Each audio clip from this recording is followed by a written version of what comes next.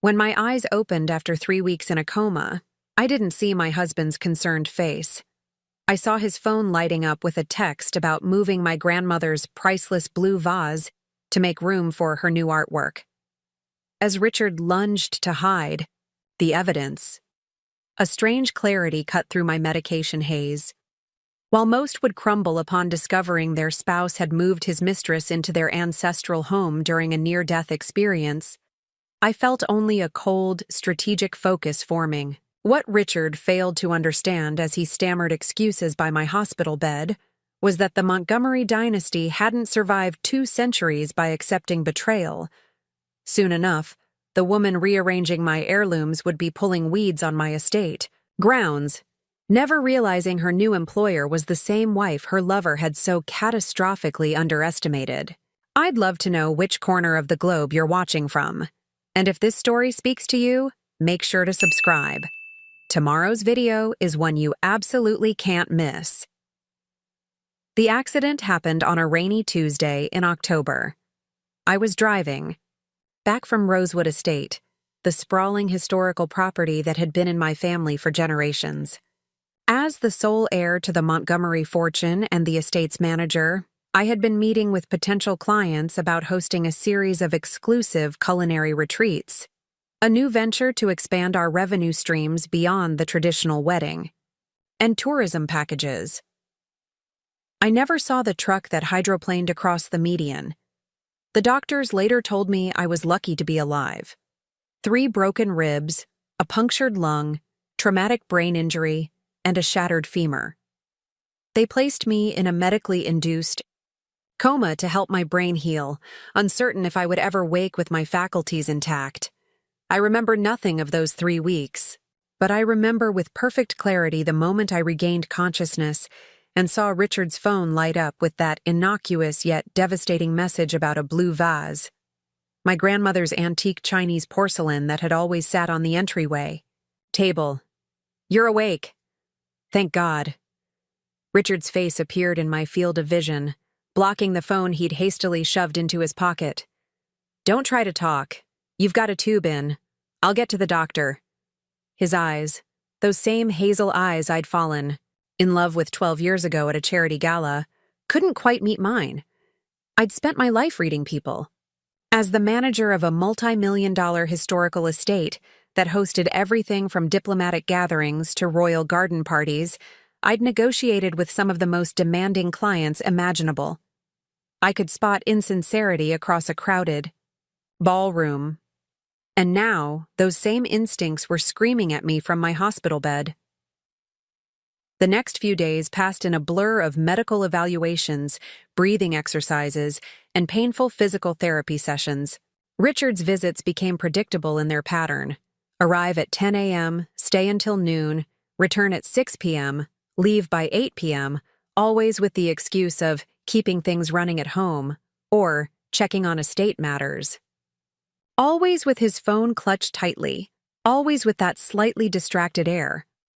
On the 5th day after waking, when Richard stepped out to take a call, I asked my nurse, Gabriella, for my own phone.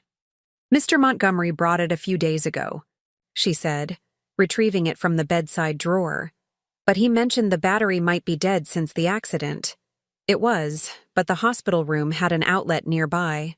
As soon as it powered on, I was flooded with well wishes from friends, staff, and clients. But I wasn't interested in those yet. Instead, I opened my home security app.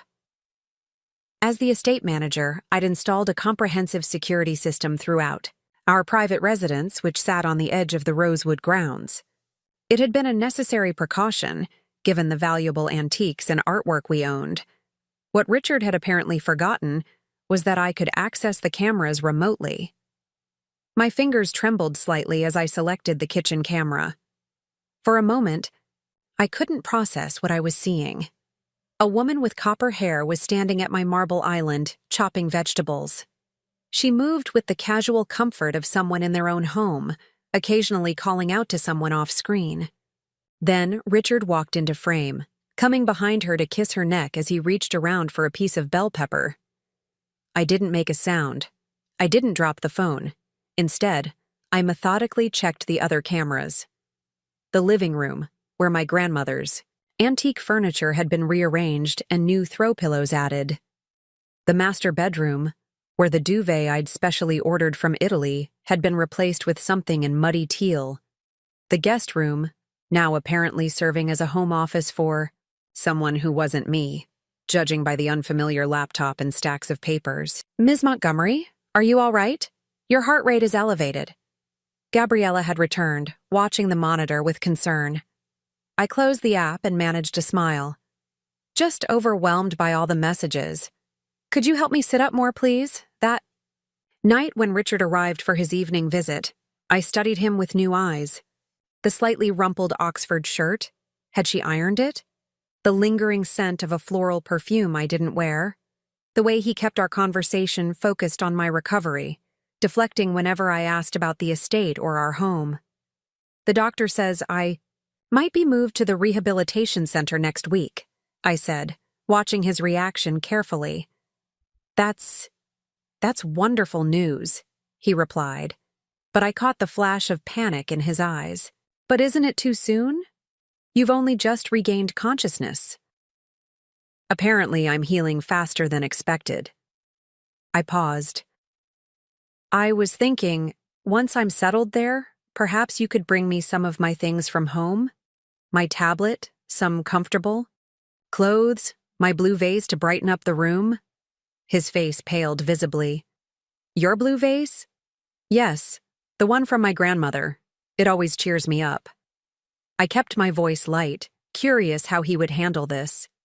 I'm not sure where it is at the moment. We had to move some things when the cleaning service came through." Another lie. We had never used a cleaning service for the antiques. I had always handled those myself, unwilling to risk damage to family heirlooms. "I see. Well, perhaps just some photos then. The albums in my study would be nice." "Of course," he agreed quickly, relieved by the change in subject. "I'll bring them tomorrow." After he left, I didn't allow myself the luxury of tears or rage. Instead, I reached for my phone again, but this time to send a message to my family's longtime attorney, Eleanor Singh. "Need to speak urgently. Private. Matter.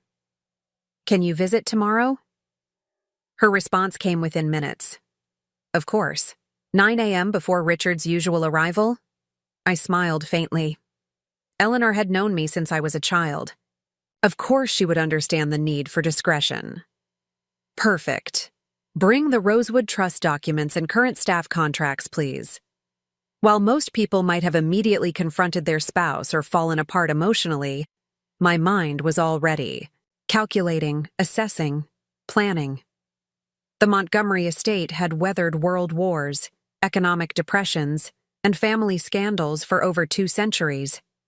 It had survived because each generation of caretakers had been strategic, forward-thinking, and occasionally ruthless when necessary. I hadn't spent my life preserving this legacy only to see it threatened by betrayal. Richard had married into the Montgomery family, bringing his architectural expertise and charm, but little else. The prenuptial agreement had been ironclad, a condition my parents had insisted upon before their untimely death in a sailing accident 10 years ago. What Richard had apparently forgotten was that everything, our home, the estate, the various business ventures, all belonged to the Montgomery Family Trust, of which I was the sole trustee. As I lay in that hospital bed, watching the moonlight cast shadows across the sterile walls, I wasn't plotting revenge. Revenge was emotional, messy, ultimately unsatisfying. No, I was developing a restructuring plan, a strategic realignment of assets, responsibilities, and relationships, and it will begin tomorrow with Eleanor's visit. I spent the night reviewing what I knew about the woman in my house. I hadn't gotten a clear look at her face, but something about her seemed vaguely familiar. The copper hair, the confident way she moved through my kitchen. I scrolled through Richard's social media, something I rarely bothered with, looking for clues. It didn't take long to find her. Olivia Winters, tagged in a photo from a charity event 6 months ago. Richard's arm wasn't around her in the picture, but they stood close enough that I noticed. At the time, I'd thought nothing of it. Richard attended many events as my representative when I was busy with estate matters. Her profile revealed she was an interior designer who specialized in bringing new life to historical spaces. The yar. Irony wasn't lost on me. She was literally trying to bring new life to my historical home, replacing pieces of my family history with her contemporary vision. A lot of love and effort went into bringing this story to life. If you're enjoying it, we'd be so grateful if you'd subscribe to our channel. Now back to where we left off. By morning, when Eleanor arrived with her briefcase and concerned expression, I had already formulated the beginnings of a plan. Not based on emotion or impulse, but on the same careful consideration I gave to every business decision that affected Rosewood Estate. "Catherine," Eleanor said, taking my hand gently, "you look remarkably well for someone who was in a coma 2 weeks ago." "Amazing what betrayal will do for one's constitution," I replied dryly. Eleanor's eyebrows shot up, but she didn't seem entirely surprised. "Tell me everything." And so I did, methodically laying out what I had discovered and what I suspected. Eleanor listened without interruption, occasionally making notes in her small leather-bound notebook. "The good news," she said when I finished, "is that your position is legally unassailable. The trust is explicit. Rosewood and all associated properties remain under your exclusive control. Richard has no claim, regardless of your marriage status." "And the staff contracts?" Eleanor smiled slightly.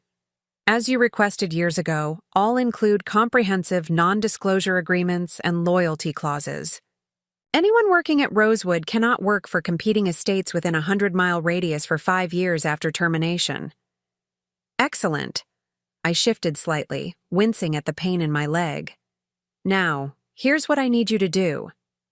Eleanor left with a list of precise instructions and a promise to return the following day. When Richard arrived for his morning visit, I greeted him with a smile that didn't quite reach my eyes.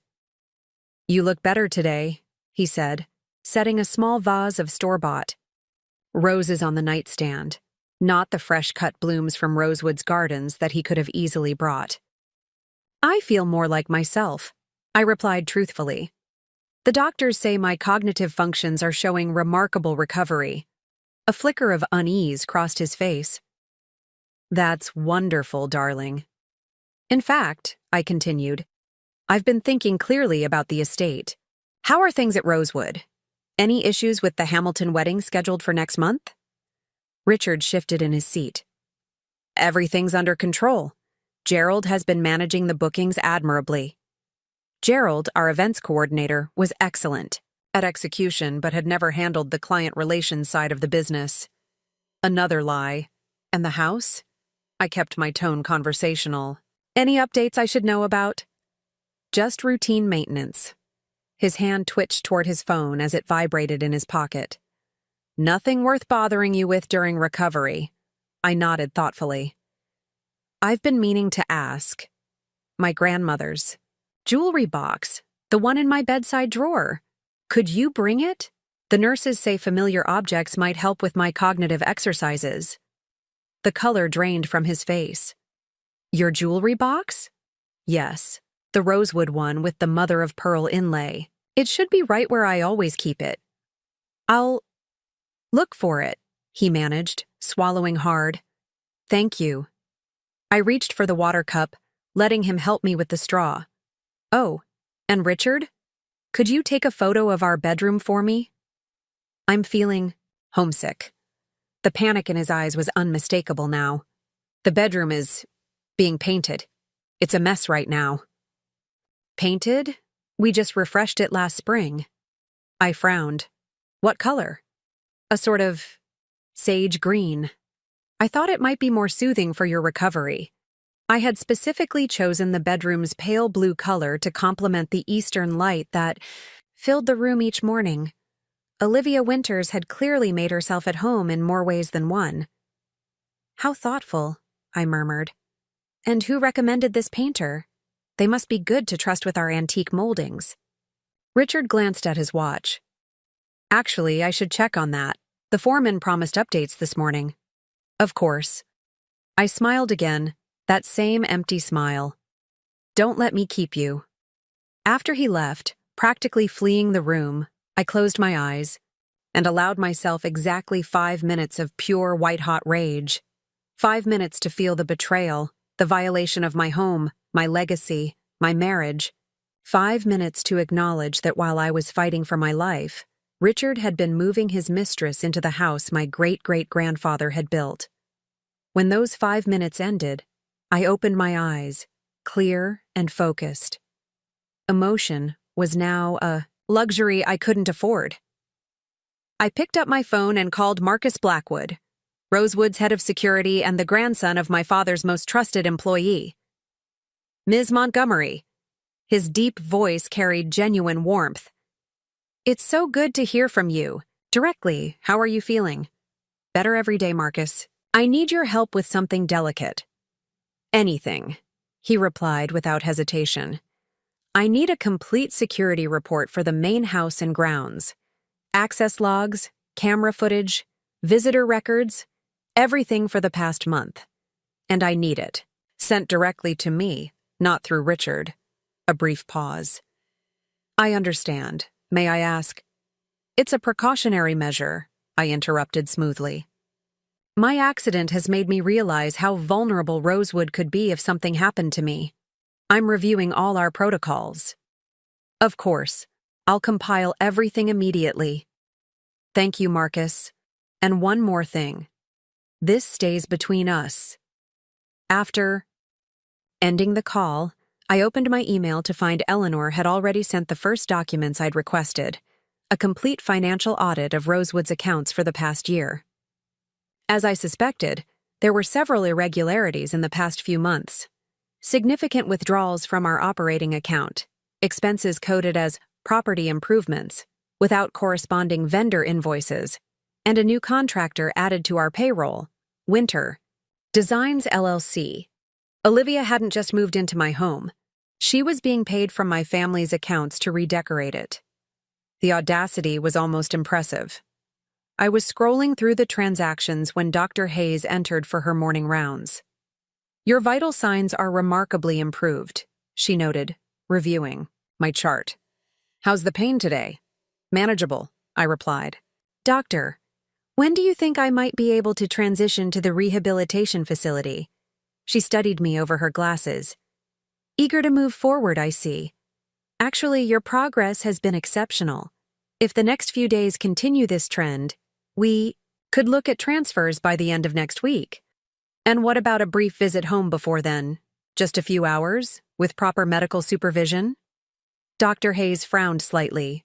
That would be highly unusual at this stage of recovery. I understand. It's just... I let vulnerability show in my expression, a calculated move. Being in familiar surroundings might help with the cognitive therapy, even just an afternoon. Let me consider it, she said, making a note in my chart. If, and this is a significant if, your physical therapy goes exceptionally well this week, we might arrange something, with a nurse present at all times, of course. Of course, I agreed readily. Thank you, doctor. After she left, I received Marcus's security report. The footage confirmed what I already knew. Olivia Winters had been a regular visitor to Rosewood, even before my accident, often arriving late in the evening for project consultations with Richard. After my hospitalization, she began staying overnight. 2 weeks into my coma, moving trucks had arrived. The logs showed her using the security code reserved for family members. I studied her face in the footage. Young, at least 15 years. Younger than my 42. Pretty in a deliberately cultivated way. Always dressed impeccably in clothing that managed to be both professional and suggestive. In one clip, she stood in my garden, gesturing animatedly about changes she envisioned, while Richard gazed at her with the admiration he once reserved for me. I felt nothing as I watched them together. The initial shock had crystallized into something colder, more focused. This wasn't just about my husband's infidelity. It was about the calculated invasion of my heritage, my legacy. Olivia Winters wasn't merely sleeping with my husband. She was systematically replacing me, erasing traces of the Montgomery history from the very walls that had stood for generations. By afternoon, Eleanor returned with more documents and news. "I've spoken with the estate's board of trustees," she said, settling into the chair beside my bed. Without revealing specifics, I explained that you're contemplating significant operational changes upon your return. They've granted provisional approval for whatever restructuring you deem necessary. "And the other matter?" Eleanor smiled, a rare expression on her typically serious face. "As you suspected, Ms. Winters has been approaching several of Rosewood's high-profile clients, offering her services for coordinated estate design using her unique insider perspective on historical properties. She's trying to poach my clients, using my family's reputation," I said, the only hint of anger in the slight tightening of my voice. "Yes, but rather clumsily. The Whitmores immediately contacted me, concerned about the propriety of it all. The Whitmores had been hosting their family reunions at Rosewood for 3 generations. Their loyalty wasn't to Richard or to some newcomer. It was to the Montgomery name and the standards we had maintained for centuries." "Perfect," I murmured. "And the legal framework for my proposal?" Eleanor removed a document from her briefcase. "It's aggressive but entirely defensible given the circumstances. Richard has violated multiple clauses of both your prenuptial agreement and his employment contract with the estate." I reviewed the papers carefully. "This timing is crucial, Eleanor. Everything must be in place before Richard realizes what's happening." "It will be," she assured me. "Catherine, I've known you since you were a child. I've never seen you like this." I looked up from the documents. "Like what?" "So contained. Your parents would be proud of your composure, but they would also want you to acknowledge the personal betrayal." I set the papers aside. "There will be time for feelings later. Right now, Rosewood needs protection, and that requires clarity, not emotion." Eleanor nodded slowly. "What's your next move?" "A surprise visit home," I replied, reaching for my phone. "It's time to accelerate my recovery schedule." The Montgomery legacy began in 1819 when my ancestor, William Montgomery, a Scottish immigrant with impeccable taste and shrewd business sense, purchased the failing Rosewood plantation from a cash-strapped Virginia aristocrat. Where others saw decay, William saw potential. Within a decade, he had transformed the property into the premier social venue for the East Coast elite. For 2 centuries, Rosewood remained in Montgomery hands, surviving wars, depressions, and social upheavals. Each generation added to its legacy. My great-grandfather converting the farming operations to gardens and event spaces in the 1920s, my grandmother opening the grounds for selective tourism in the 1950s, my father establishing the Historical Preservation Trust in the 1980s. When my parents' sailboat capsized during an unexpected storm off the Maine coast 12 years ago, I became the sole steward of this legacy at 30. I'd been groomed for the role my entire life, shadowing my father through meetings, learning the intricacies of historic preservation, understanding the delicate balance between tradition and necessary innovation. What I hadn't been prepared for was doing it alone. Richard. Harrington entered my life at a charity auction 6 months after my parents' deaths. Handsome, charming, with an architect's appreciation for historical structures, and an uncanny ability to make me laugh despite my grief. He pursued me with the perfect balance of persistence and patience. When he proposed a year later beneath the rose trellis my great-grandmother had planted, it felt like fate. "You won't be alone anymore," he had promised, slipping my grandmother's ring onto my finger. "We'll protect Rosewood together." I believed him. More importantly, I trusted him. Against Eleanor's advice, I appointed Richard as Rosewood's architectural director, giving him authority over the physical structures that comprise the estate's heart. He exceeded my expectations initially, overseeing restorations that honored history while incorporating modern necessities, charming donors and historical societies alike. Our marriage worked because we each had our domain. I managed the business operations, client relationships, and staff. He handled the buildings, grounds, and public image. We were partners in the truest sense, our strengths complementing each other's weaknesses, or so I thought. What I realized during those quiet hospital hours, reviewing security footage and financial records, was how skillfully Richard had exploited my trust. Over the past year, as Rosewood's profile rose under our joint leadership, he had gradually positioned himself as the estate's public face, attending events I was too busy to join, giving interviews about our vision, subtly elevating his role. In the legacy I had inherited, I had been so focused on honoring my family's traditions while expanding our business model that I missed the warning signs. His insistence on separate business accounts for tax purposes, his increasingly frequent professional consultations with designers and historians, and his subtle criticisms of traditions I held sacred. The physical therapist interrupted my reflections, arriving for our afternoon session with determined cheerfulness. "Ready to work, Ms. Montgomery? Dr. Hayes mentioned you're hoping for a home visit, which means we need to get you mobile." For the next hour, I pushed through exercises that left me trembling with exhaustion and pain. Each movement was agony, but I refused to show weakness. The Montgomery family motto, engraved above, Rosewood's entrance echoed in my mind, "Fortitude invincimus, through endurance we conquer."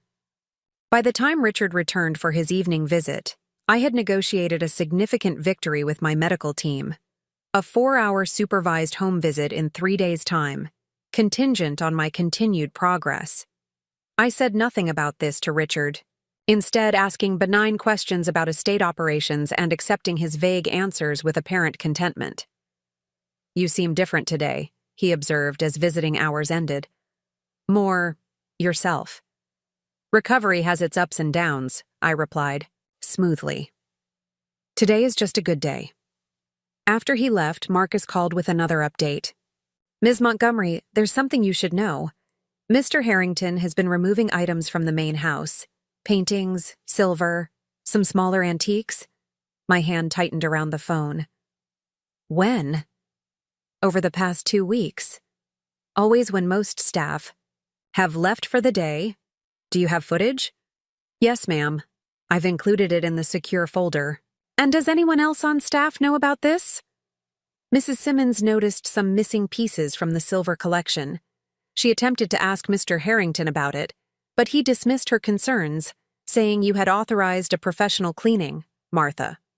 Simmons had been Rosewood's housekeeper for 30 years.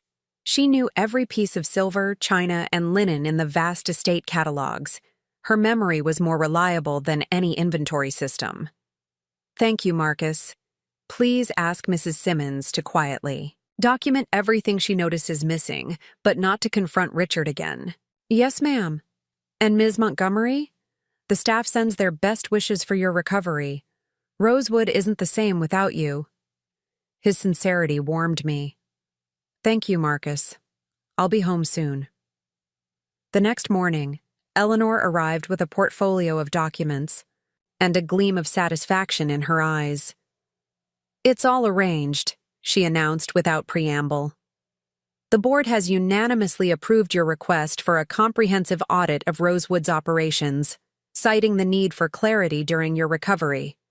The auditors arrive tomorrow, beginning with the financial accounts and the physical inventory."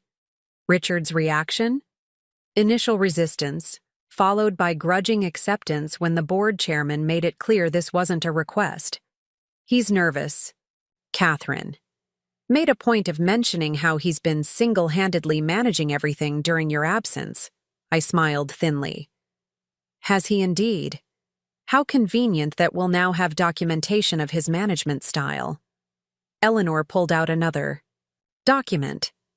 I've also drafted the employment contract you requested. It's unorthodox, to say the least. But legal? Entirely, though I doubt anyone has ever constructed quite such a creative position at a historical estate. I reviewed the contract carefully. Make 2 copies, with the name fields blank for now.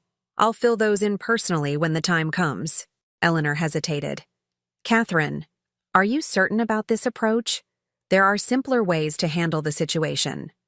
Simpler, yes, but less effective. I handed the contract back to her.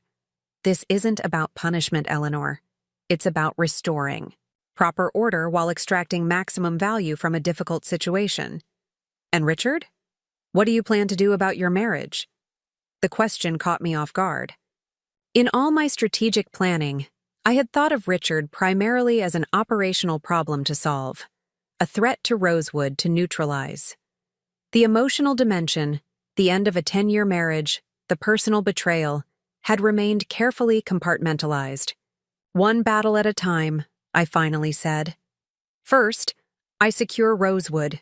Then, I'll address my marriage.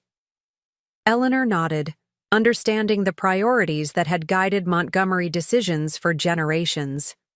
Family legacy first, personal concerns second. The next 2 days passed in a blur of physical therapy, medical evaluations, and discreet communications with the audit team, now working at Rosewood. Richard's visits grew shorter, his excuses about estate emergencies more frequent. The audit was clearly consuming his attention, exactly as I had intended. On the morning of my scheduled home visit, Dr. Hayes performed a final evaluation. Your recovery continues to defy expectations, she said, reviewing my latest test results. Though I still have concerns about this home visit. 4 hours is a long time in your condition. I'll have the nurse with me, I reminded her. And it's important for my mental recovery to reconnect with home, she sighed. Very well. The transport team will arrive at 11 and you must return by 3. No exceptions. Understood, doctor, and thank you. After she left, I called Eleanor. It's confirmed. We proceed as planned. The audit team will ensure Richard remains occupied in the South Wing records room, she assured me. They have instructions to raise complex questions about expenditures that will require his full attention. And Olivia? According to staff reports, she typically visits the garden nursery on Thursday afternoons to select plants for her redesign of the formal gardens. Perfect. Everyone would be exactly where I needed them to be. I hung up and began preparing. For my return to Rosewood, mentally rehearsing each step of the plan I had crafted. Unlike Richard, who had acted on impulse and opportunity, my approach had been methodical, comprehensive, leaving nothing to chance. The physical pain of my injuries was still considerable, but it pales compared to my determination. As the morning nurse helped me dress in something other than a hospital gown for the first time in weeks, I caught my reflection in the bathroom mirror. Thinner, certainly. Paler. But my eyes held the same resolute expression that had carried generations of Montgomerys through adversity. Richard had mistaken my focus on Rosewood's operations as distraction or disinterest in his activities.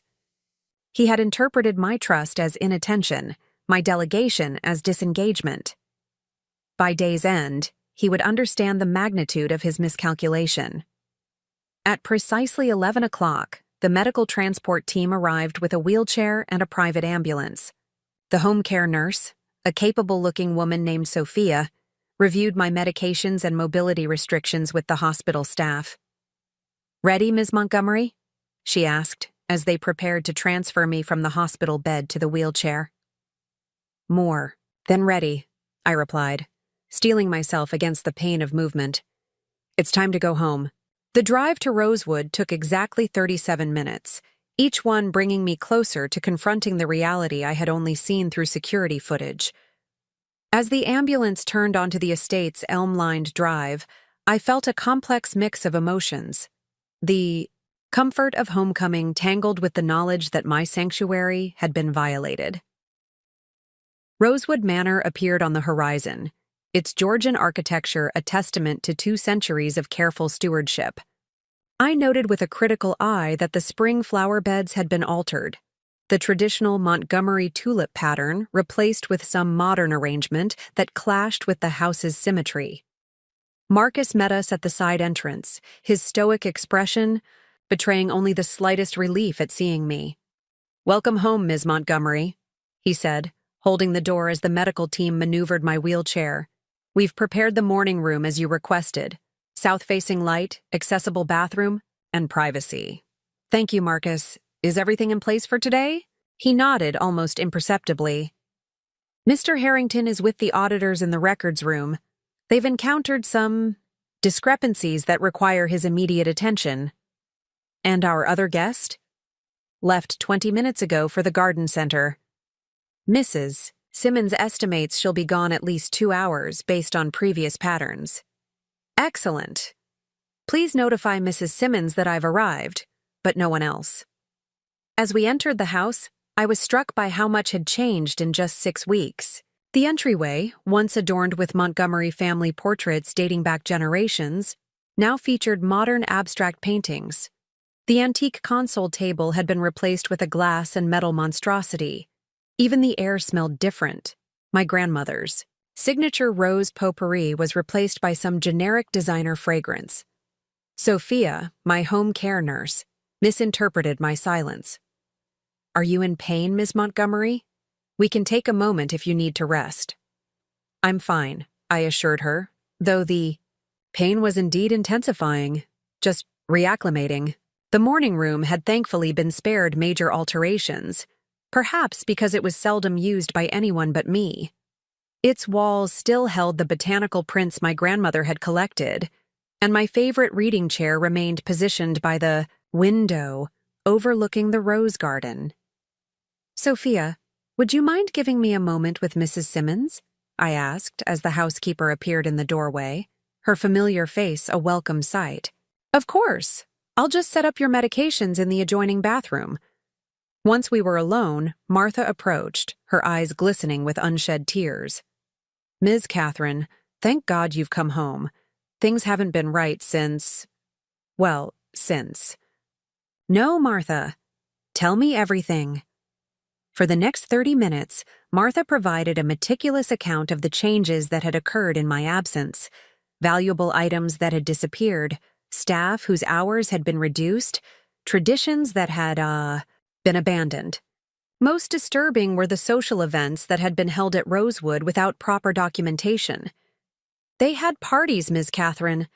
Not the proper kind we host for clients, but loud affairs with people we've never seen before. Using the good china, drinking from the crystal that's been in your family for generations. My jaw tightened. "When was the last one?" "Saturday night. 15 people, dinner in the formal dining room. That woman," Martha had refused to use Olivia's name since she arrived, "sat in your chair at the head of the table. Served your grandmother's sherry in the Waterford glasses." The image stung more than I cared to admit. I had grown up at that table, learning proper etiquette under my grandmother's watchful eye, absorbing the stories of my ancestors that made Rosewood more than just a beautiful property. "And the staff's response," Martha's expression darkened. "Most are horrified, Ms. Catherine. Those who've been with the Montgomerys for years. We've been documenting everything, just waiting for you to recover. But there are new people too, hired by her to replace those Mr. Harrington let go." This was new information. "Who's been dismissed?" "Tom Jenkins from maintenance. He questioned some changes to the east garden wall." "Claire from the tour staff. She objected when historic furniture was removed from the public rooms. And young Peter from the stables. Apparently, Mr. Harrington's new friends wanted to ride the horses without proper supervision." All loyal employees, some whose families had worked at Rosewood for generations. My anger, carefully contained until now, threatened to surface. I took a deep breath, regaining control. "Thank you, Martha. Your loyalty means everything. Could you bring me the household ledger and the visitor logs for the past month?" "Right away, Miss Catherine. While waiting, I asked Sophia to help me to the window. The pain of movement was excruciating, but I needed to see the gardens, my mother's passion project, and my own favorite retreat. As expected, changes were visible there too. Historic plantings removed, new modernist sculptures installed where classical statuary had stood for a century. Martha returned with the requested documents and something else, a small blue notebook. "This is my personal record," she said, placing it on top of the official logs. "Everything they've done, everyone who's visited, all the items I've noticed missing." I didn't trust the official records, not after Mr. Harrington told Claire to clean them up before the auditors arrived. I flipped through the notebook, impressed by Martha's attention to detail. Names, dates, times, specific items, all meticulously documented. Combined with Marcus's security footage and Eleanor's financial audit, it provided irrefutable evidence of Richard and Olivia's systematic exploitation of Rosewood during my incapacitation. "Martha, please ask Marcus to join us, and then find Eleanor. She should be in the library by now." While I waited, I reviewed the official visitor logs, noting the discrepancies between these sanitized records and Martha's detailed accounts. Richard had clearly attempted to cover their tracks, probably anticipating questions once I recovered. His mistake was underestimating the loyalty of staff who had served the Montgomery family for decades. Marcus arrived, quietly closing the door. Behind him, "The auditors have requested financial documentation from last quarter that Mr. Harrington seems unable to locate. He's quite distressed." "Good. That should keep him occupied. I need to see the East Wing." Marcus hesitated. "Ms. Montgomery, that might be difficult in your condition. They've made significant changes to the private apartments." "I'm aware, but I need to see for myself." Eleanor entered before Marcus could respond. "Catherine, are you certain that's wise? The emotional impact is something I'm prepared for." I interrupted. "I need to document everything personally before confronting Richard." Eleanor and Marcus exchanged concerned glances, but both knew better than to argue with Montgomery on their own territory. Sophia, returning from the bathroom, was less easily convinced. "As your medical supervisor, I must advise against additional physical strain. Your pain levels are manageable," I insisted. "This is necessary, Sophia. I promise to rest afterward." Reluctantly, they conceded. Marcus brought a portable wheelchair ramp to navigate the few steps between wings, while Eleanor gathered her tablet to photograph evidence. Sophia hovered anxiously, monitoring my vital signs and carrying emergency medications. Nothing could have prepared me for the transformation of my private quarters. The sitting room where 5 generations of Montgomery women had taken their morning coffee was now an ultra-modern workspace, with Olivia's design materials scattered across a glass desk. My grandmother's hand-woven Persian rugs had been replaced with stark white carpeting. The walls, once adorned with family photographs, now displayed abstract canvases in jarring colors. But it was the bedroom that truly tested my composure. The Yao. 4-poster bed where I had been born, where my mother had been born, where every Montgomery heir had entered the world for over a century. Gone. In its place stood a platform monstrosity of chrome and leather. My antique vanity had disappeared, replaced by built-in minimalist cabinetry. Even the wallpaper, hand-painted silk imported from China by my great-grandmother, had been covered with trendy charcoal gray paint. "Document everything," I instructed Eleanor, my voice tight with controlled emotion. "Every changed fixture, every missing heirloom." For the next hour, we moved methodically through the private wing, creating a comprehensive record of alterations and missing items. My physical pain intensified with each discovery, but I refused to show weakness. By the time we finished, Eleanor had compiled an extensive digital catalog of changes, cross-referenced with the estate's historical inventory. "Catherine, your color doesn't look good," Sophia finally intervened. "Your blood pressure is elevated, and you're overdue for pain medication. We need to return to the morning room." I reluctantly agreed, my strength flagging despite my determination. Back in the morning room, I allowed Sophia to administer medication and check my vital signs while Eleanor organized the evidence we'd gathered. The audit team reports Richard is growing increasingly agitated, Marcus said, checking his phone. He's made 3 calls in the past hour, all to the same number. Olivia, I confirmed. He's warning her. Should I delay her return? Marcus asked. The security team could create a minor road issue. I considered this, then shook my head. No. Let her come. In fact, call Gerald at the main office and ask him to direct her to the morning room when she arrives. It's time for introductions. Eleanor looked concerned. Catherine, you've gathered tremendous evidence. We could proceed legally without a direct confrontation. This isn't just legal, Eleanor. It's personal. For the first time, I allowed my anger to show. They didn't just steal objects. They tried to erase my family's legacy. I want to see their faces when they realize I know everything. The pain medication began to take effect, bringing blessed relief and renewed clarity. I straightened in my wheelchair, smoothed my hair, and prepared for the confrontation that would determine Rosewood's future, and my own. Marcus, please inform me the moment Olivia enters the property, I instructed. Eleanor, are the contracts ready? She nodded, patting her portfolio. Everything as you requested. Good. I gazed out at the rose garden, drawing strength from the land that had sustained my family for generations. Then we're prepared for the next phase. Marcus's phone vibrated exactly 19 minutes later. He glanced at the screen, then at me. She's passing through the main gates now. And Richard? Still occupied with the auditors. They've moved on to questioning the invoices from Winter. Designs. Perfect timing. I adjusted my position in the wheelchair, ensuring I would be facing the door when Olivia entered.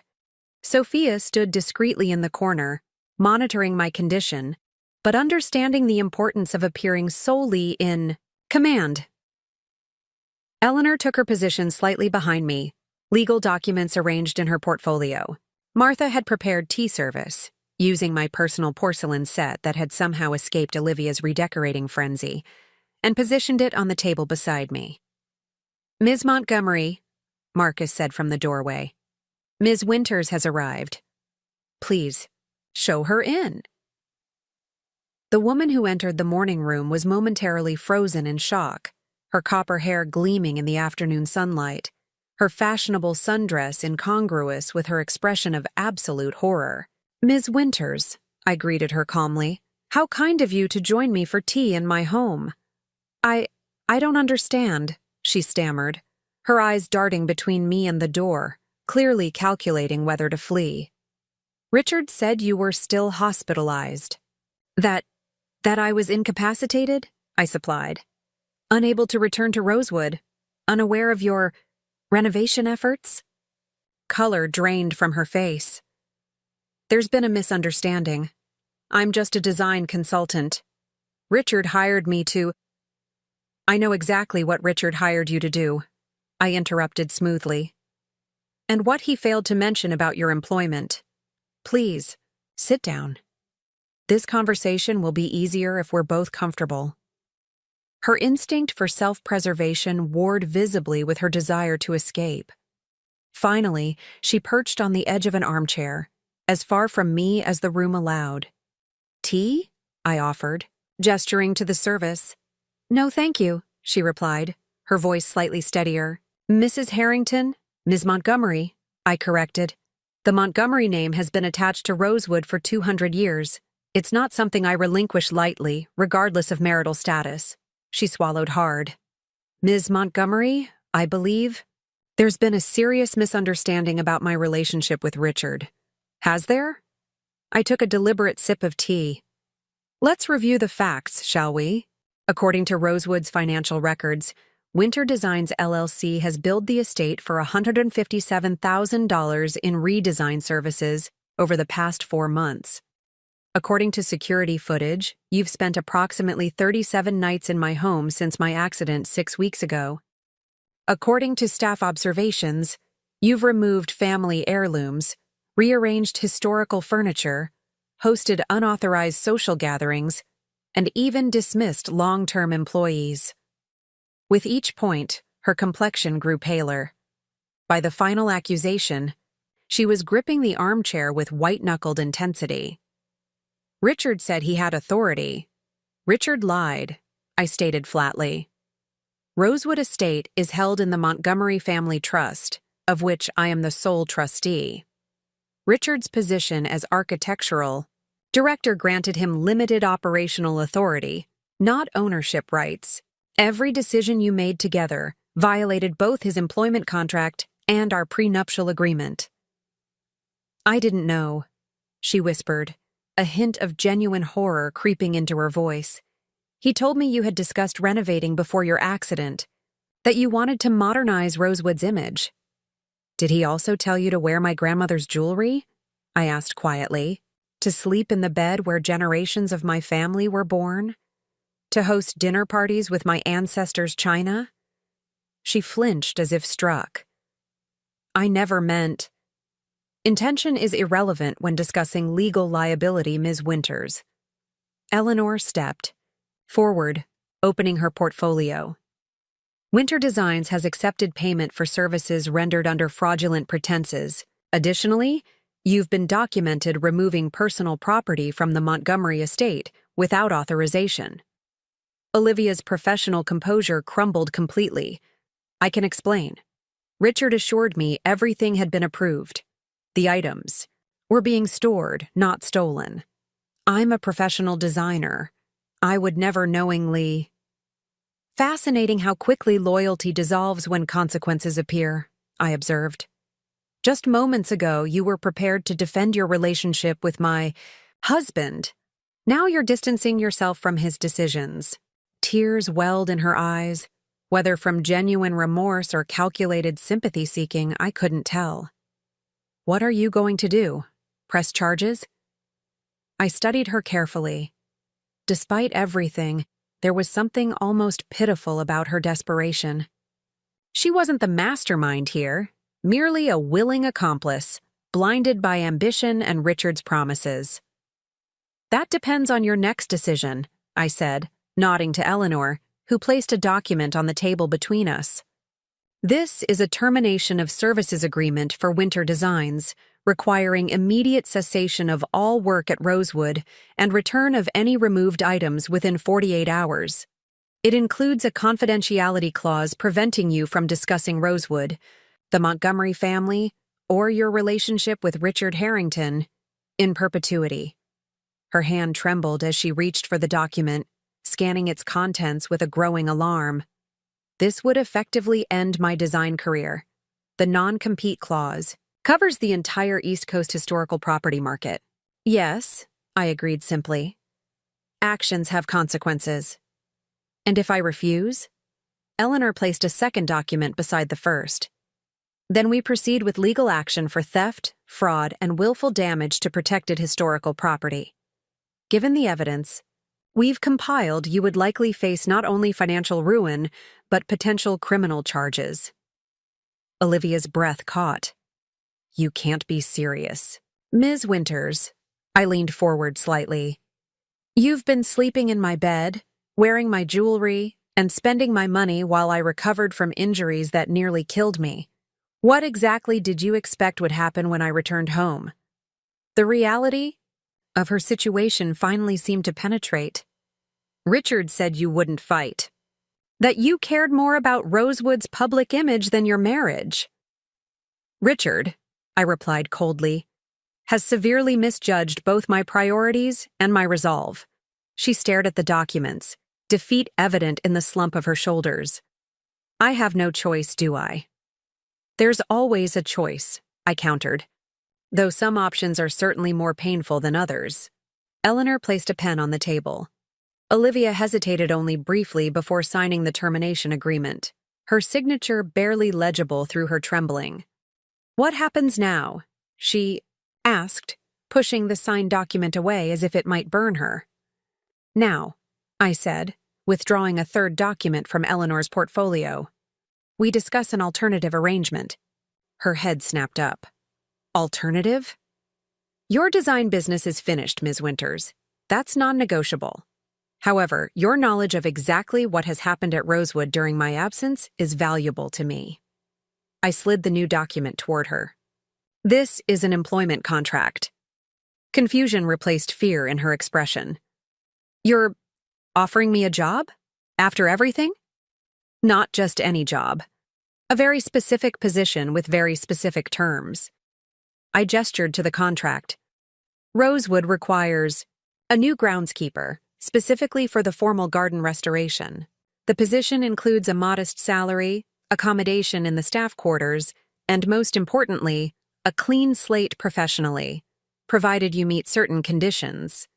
She scanned the document, her eyes widening. This is indentured servitude. 3 years with restricted communication, prohibition from interior design work, mandatory residence on property, weekly accounting of activities. It's legal employment with clear boundaries, Eleanor corrected. Every condition relates directly to legitimate business concerns following your misconduct. You're free to decline. And go to jail instead? Olivia's voice cracked. This is monstrous. No, I replied evenly. What was monstrous was moving into my home while I lay unconscious in a hospital bed. What was monstrous was attempting to erase 2 centuries of Montgomery history for your design portfolio. What was monstrous was believing you could replace me in my own life. The truth of my words seemed to finally reach her. She stared at the contract, then at me, a new understanding dawning in her eyes. You're not doing this out of revenge, she said slowly. You're doing it because Rosewood deserves restoration. I finished for her. The gardens you helped destroy represent 5 generations of Montgomery women's vision. You will help rebuild what you damaged, Ms. Winters. And perhaps, in the process, you'll understand the difference between decoration and legacy. The silence stretched between us, heavy with the weight of choices and consequences. Finally, Olivia reached for the pen. 3 years, she said quietly. And then I'm free of all this? Provided you fulfill every condition, yes, your debt will be considered paid. I watched as she signed her name, this time with more resolution than fear. You'll report to Mrs. Simmons tomorrow morning at 7. She'll show you to your quarters. And Richard? She asked, a trace of her earlier attachment still evident. What happened to him? I reclaimed the signed contract, handing it to Eleanor for safekeeping. That conversation is about to happen. Marcus will escort you to collect essential personal items only from the main house. Everything else must be removed from the property by tomorrow evening. As Marcus led a subdued Olivia from the room, Eleanor turned to me with reluctant admiration. That was formidable, Catherine. Are you certain about this arrangement? Absolutely, I replied, checking the time. Olivia Winters is talented but misguided. She'll serve Rosewood better as a humbled gardener than as a prosecuted designer, and the psychological impact of having her on the property is precisely the point. I straightened in my wheelchair. Every day she spends restoring what she helped destroy is a reminder that actions have consequences. For her, for Richard, and for anyone who might consider threatening Rosewood in the future. Eleanor nodded slowly. Speaking of Richard, the auditors report he's becoming increasingly agitated. Apparently, he's tried calling Olivia several times without success. Good, let him worry. I checked my appearance in the small mirror Martha had thoughtfully provided. Please ask Marcus to inform Richard that his wife has returned home and requests his immediate presence in the morning room. As Eleanor left to deliver the message, Sophia approached with concern. Ms. Montgomery, your vital signs indicate significant stress. Perhaps we should delay the next confrontation. Not a chance, I replied, my voice steady despite the pain flaring through my body. Some conversations can't wait. The stage was set for Richard's arrival. The first piece of my strategy, neutralizing Olivia's influence and turning her into an asset rather than a liability, had been executed perfectly. Now came the more complex task, confronting the husband who had betrayed not just our marriage, but the legacy I had entrusted to his care. Richard entered the morning room like a man walking to his own execution, stiff-backed, pale-faced, with the desperate composure of someone whose world is collapsing but who refuses to acknowledge it. He stopped abruptly upon seeing me, his rehearsed greeting dying on his lips. "Catherine," he finally managed, his voice a mixture of shock and forced pleasure. "This is unexpected. The hospital didn't inform me you were being released." "I wasn't released," I replied calmly. "This is a temporary visit, though it has been most educational." His eyes darted around the room, taking in Eleanor's presence, the tea service, the conspicuous absence of Olivia. "You should have told me. I would have prepared properly, made sure everything was ready for you." "Everything appears quite prepared, Richard, just not in the way I would have expected." I gestured to the chair Olivia had recently vacated. "Please, sit. We have matters to discuss." He hesitated, clearly calculating his options. "Catherine, I know this must seem—" "Sit," I repeated, my tone brooking no argument.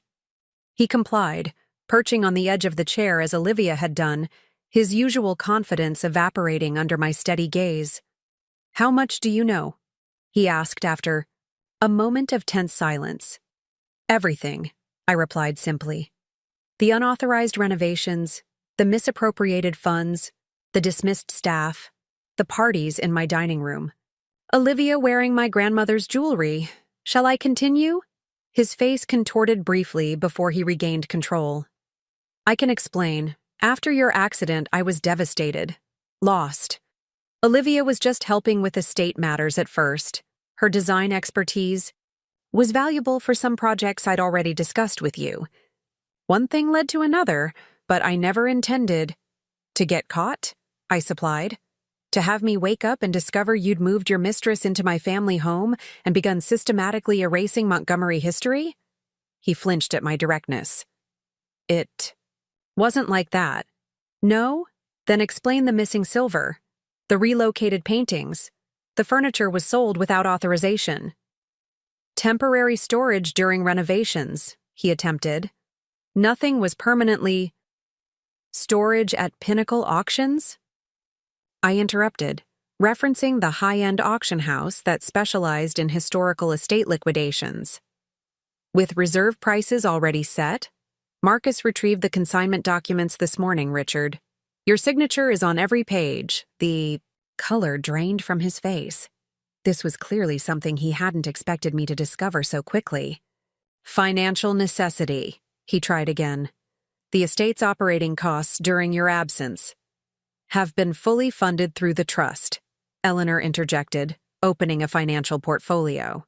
"In fact, Rosewood's accounts show approximately $430,000 in unaccounted withdrawals since Ms. Montgomery's accident, yet no corresponding expenses in the official ledgers." Richard's composure cracked further. "This is all a misunderstanding. If you'd just let me explain properly—" "I've already heard Olivia's explanation," I said quietly. His head snapped up. "Olivia? She's been here?" "She just left." I maintained eye contact, watching the realization dawn. "We had a most illuminating conversation about your reassurances regarding my condition and your authority over Rosewood. Whatever she told you is corroborated by documentation, security footage, and witness statements," I finished for him. "Your position is untenable, Richard. The only question remaining is how we proceed from here." His expression shifted. Then, the panicked defensiveness giving way to something colder, more calculated, a glimpse of the true Richard beneath the charming facade I had married. "Let's be realistic, Catherine. You've just woken from a coma. You're still heavily medicated, clearly emotional about changes that were planned before your accident. Do you really want to create a public scandal? Think about what that would do to Rosewood's reputation, to the Montgomery name. There it was, the subtle threat, the attempt to use my devotion to Rosewood against me. 10 years ago it might have worked, but not today. Interesting you should mention Rosewood's reputation, I said, nodding to Eleanor, who produced the visitor logs. These show 17 unauthorized events hosted during my absence, including 3 where attendees toured private family areas, normally restricted to the public. One particularly enlightening entry indicates you allowed photography in the family vault, something expressly prohibited by the historical preservation easement. Richard's attempted intimidation faltered. Catherine, be reasonable. I maintained Rosewood's operations while you were incapacitated. Made necessary decisions to keep things running. Any missteps were made with the estate's best interests at heart, like hiring Olivia at an exorbitant rate, like dismissing staff whose families have served Rosewood for generations, like removing historical artifacts that have been in my family for 2 centuries. My voice remained level, though it took considerable effort. Which of those actions served Rosewood's best interests, Richard? He leaned forward, switching tactics. I made mistakes. I admit that. The stress of nearly losing you, the pressure of maintaining everything alone. It affected my judgment. But we can fix this, together. Once you're fully recovered, our marriage is over, I stated calmly. That's not negotiable. The finality in my tone seemed to penetrate at last. He sat back, his expression hardening. I see. And my position at Rosewood? Also terminated, effective immediately. You can't do that, he said, though without conviction.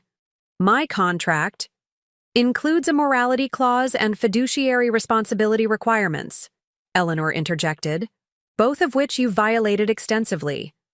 The Board of Trustees has already approved your removal pending this conversation.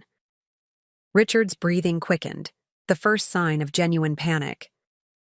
And what am I supposed to do? You can't just erase 10 years of my life, my career, Your options, I interrupted, are outlined here. I gestured to the document Eleanor placed before him. Option 1, contested termination, resulting in immediate removal from Rosewood. Property, forfeiture of all benefits, and public legal proceedings regarding misappropriation of estate resources. He scanned the document, his expression darkening. And option 2? A managed transition. You resign voluntarily, citing personal reasons. You return all misappropriated funds and items within 7 days. You maintain complete silence regarding our private affairs. In exchange, you receive a modest severance and neutral professional references. His laugh was bitter. That's your idea of generosity? After 10 years of marriage? My generosity, I replied evenly, is not pressing criminal charges for theft and fraud. The security footage alone would be compelling evidence. The threat hung between us, its implications clear. Richard's expressions cycled through anger, calculation, and finally, defeat. You've thought of everything, haven't you? He said, his voice hollow. The perfect Montgomery response, cold, calculated, dignified even in betrayal. Not everything, I admitted, surprising both of us with my candor. I never thought you capable of this level of betrayal. That was my mistake. One I won't repeat. Something flickered in his eyes. Regret, perhaps, or simply recognition of a battle decisively lost. What about my personal belongings? Marcus will supervise while you collect essential items today. The rest will be packed and delivered to an address of your choosing once inventory verification is complete. And Olivia? He asked, an edge of desperation entering his voice. Where is she now? I studied him carefully. Ms. Winters has made her own arrangements regarding her future. I suggest you do the same, separately. His eyes widened. What did you do to her? I offered her a choice, I replied simply.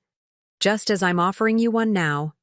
The silence stretched between us, heavy with a decade of shared history now irreparably fractured. Finally, Richard reached for the pen, signing the resignation agreement with a quick, angry stroke. "This isn't over, Catherine," he said, pushing the document toward Eleanor. "You may control Rosewood, but you can't control everything." "I don't need to control everything," I responded calmly. "Just what matters most."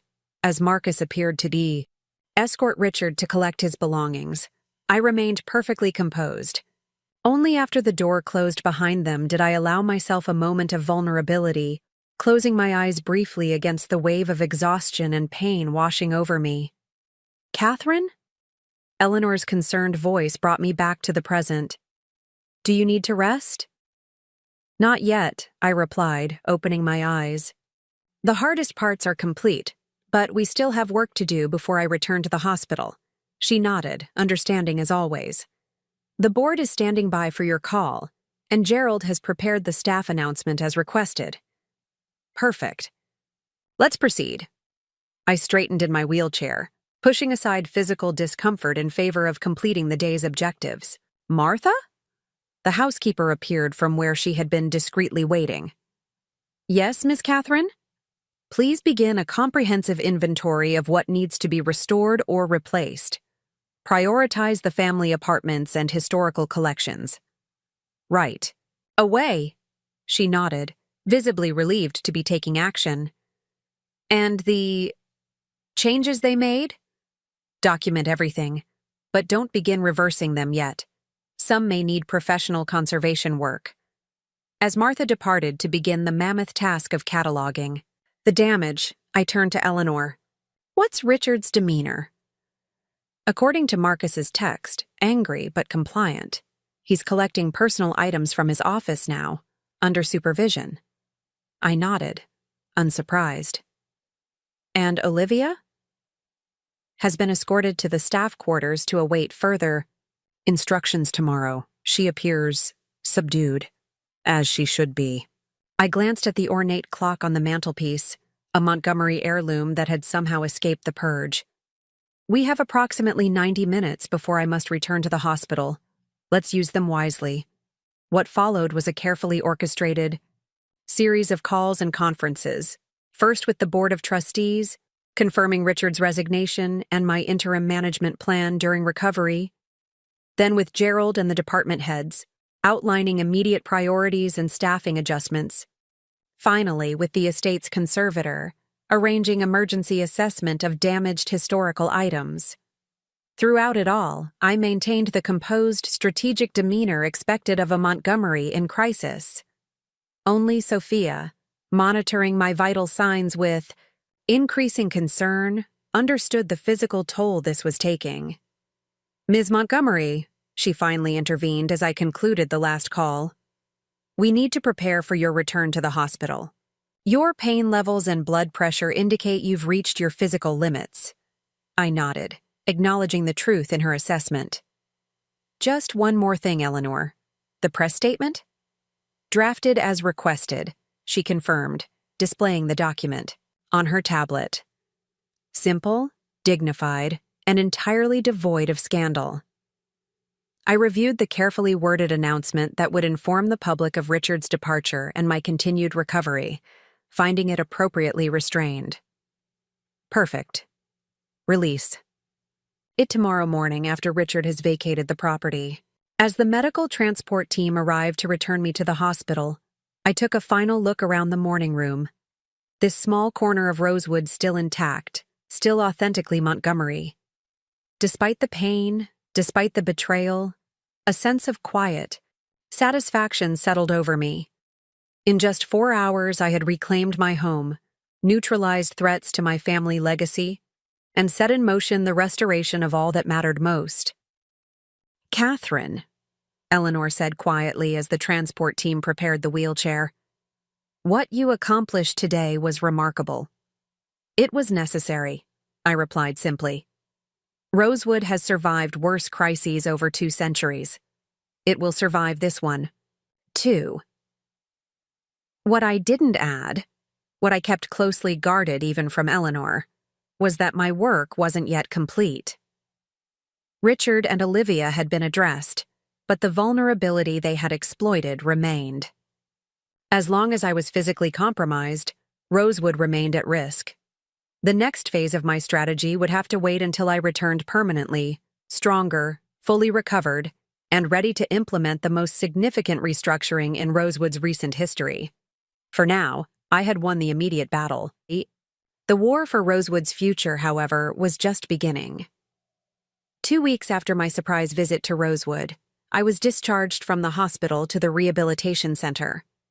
My recovery continued to exceed medical expectations, driven by a determination that surprised even my physical therapists. Every painful step, every grueling exercise brought me closer to returning home permanently. "You're pushing yourself too hard," Dr. Hayes cautioned during her weekly assessment. "Recovery isn't a race, Ms. Montgomery." "Perhaps not for most people," I replied, completing another set of exercises despite the burning pain in my leg. "But I have an estate to run and a legacy to protect." From my room at the rehabilitation center, I maintained constant communication with Eleanor, Marcus, and Martha, orchestrating Rosewood's operations with the same attention to detail I'd always employed. Richard had vacated the property the evening of our confrontation, taking only personal items and leaving behind a decade of memories and betrayal. Olivia had dutifully reported to Martha the following morning, beginning her 3-year commitment to restoring the gardens she had helped destroy. The press release announcing Richard's departure had been masterfully crafted, citing his desire to pursue independent architectural opportunities following my inspiring progress toward recovery. No hint of scandal, no suggestion of impropriety. The Montgomery way had always been to handle crises with dignity and discretion. Yet rumors inevitably circulated within the tight-knit community of historical estate management. Eleanor reported whispers at board meetings, questions from long-time clients, concerned inquiries from the Historical Preservation Society. Everyone sensed something significant had changed at Rosewood, though few knew the full extent. "Richard has been making discreet inquiries about breaking the non-disclosure agreement," Eleanor informed me during one of our daily strategy calls. "Testing the waters with industry contacts about sharing his experiences at Rosewood." "As I expected," I replied, reviewing the financial recovery reports on my tablet. "Has he approached any specific media outlets?" "Not yet. Just vague conversations about telling his side at some point. Nothing actionable." "Monitor it closely. The moment he crosses the line, we'll enforce the penalties." I shifted topics to more immediate concerns. "How is the inventory recovery progressing?" Eleanor's expression brightened. "Better than anticipated." Marcus tracked down the auction house shipments, and we've recovered approximately 70% of the removed items. The remaining pieces are being traced through secondary dealers. "And the renovations?" "The Historical Preservation Team has begun assessment. Most changes can be reversed without permanent damage, though the painted silk wallpaper in your bedroom will require specialized restoration. The conservator estimates 6 to 8 months for complete historical recovery." I nodded, making notes in my recovery journal, a habit I'd developed during rehabilitation, tracking both my physical progress and Rosewood's restoration simultaneously. The parallel healing processes provided a strange symmetry that I found oddly comforting. "And our new groundskeeper?" I asked the question deliberately casually. Eleanor's lips twitched with the ghost of a smile. "Ms. Winters appears to be adapting to her position remarkably. Humility.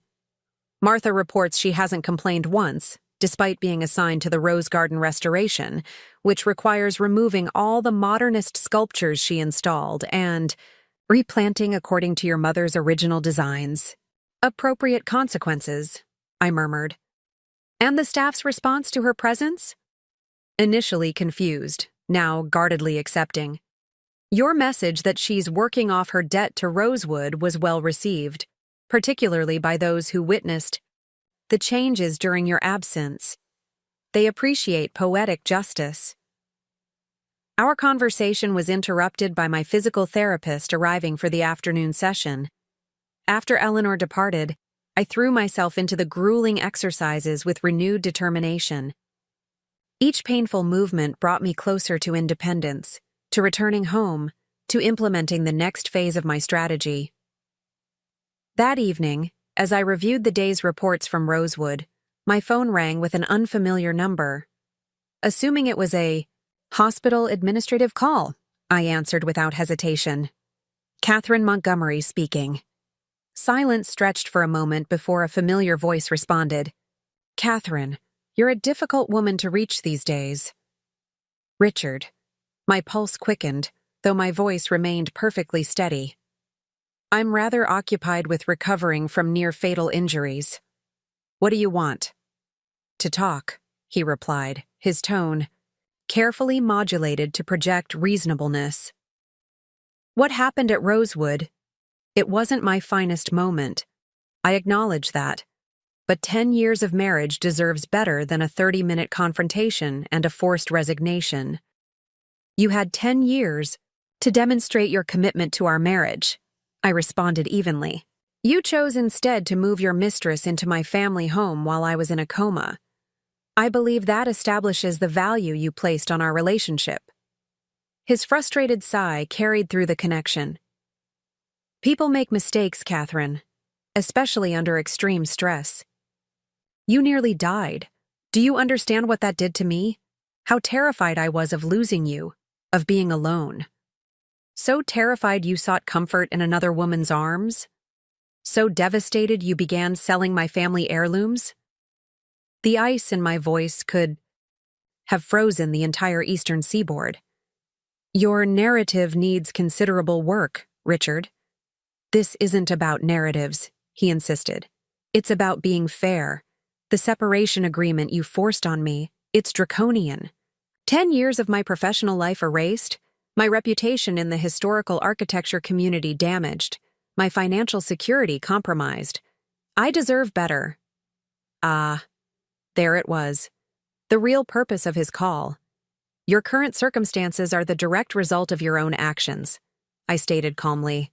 The agreement you signed was entirely fair given the extent of your betrayal, both personal and professional. I disagree, he replied, a harder edge entering his voice.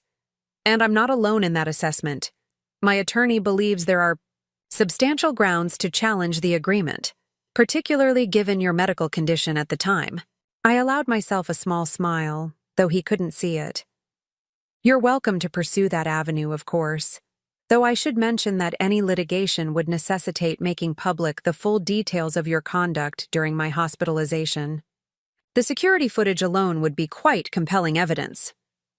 Silence again, longer this time. Richard had always been calculating, weighing risks against potential rewards. It was one of the qualities that had made him an effective architectural director and apparently an accomplished deceiver. It doesn't have to be adversarial, he finally said, his tone softening. I still care about you, Catherine. About Rosewood. There must be a middle ground where we can both move forward with dignity. I'm already moving forward, I replied. Rosewood is being restored, operations are stabilizing, and my recovery progresses daily.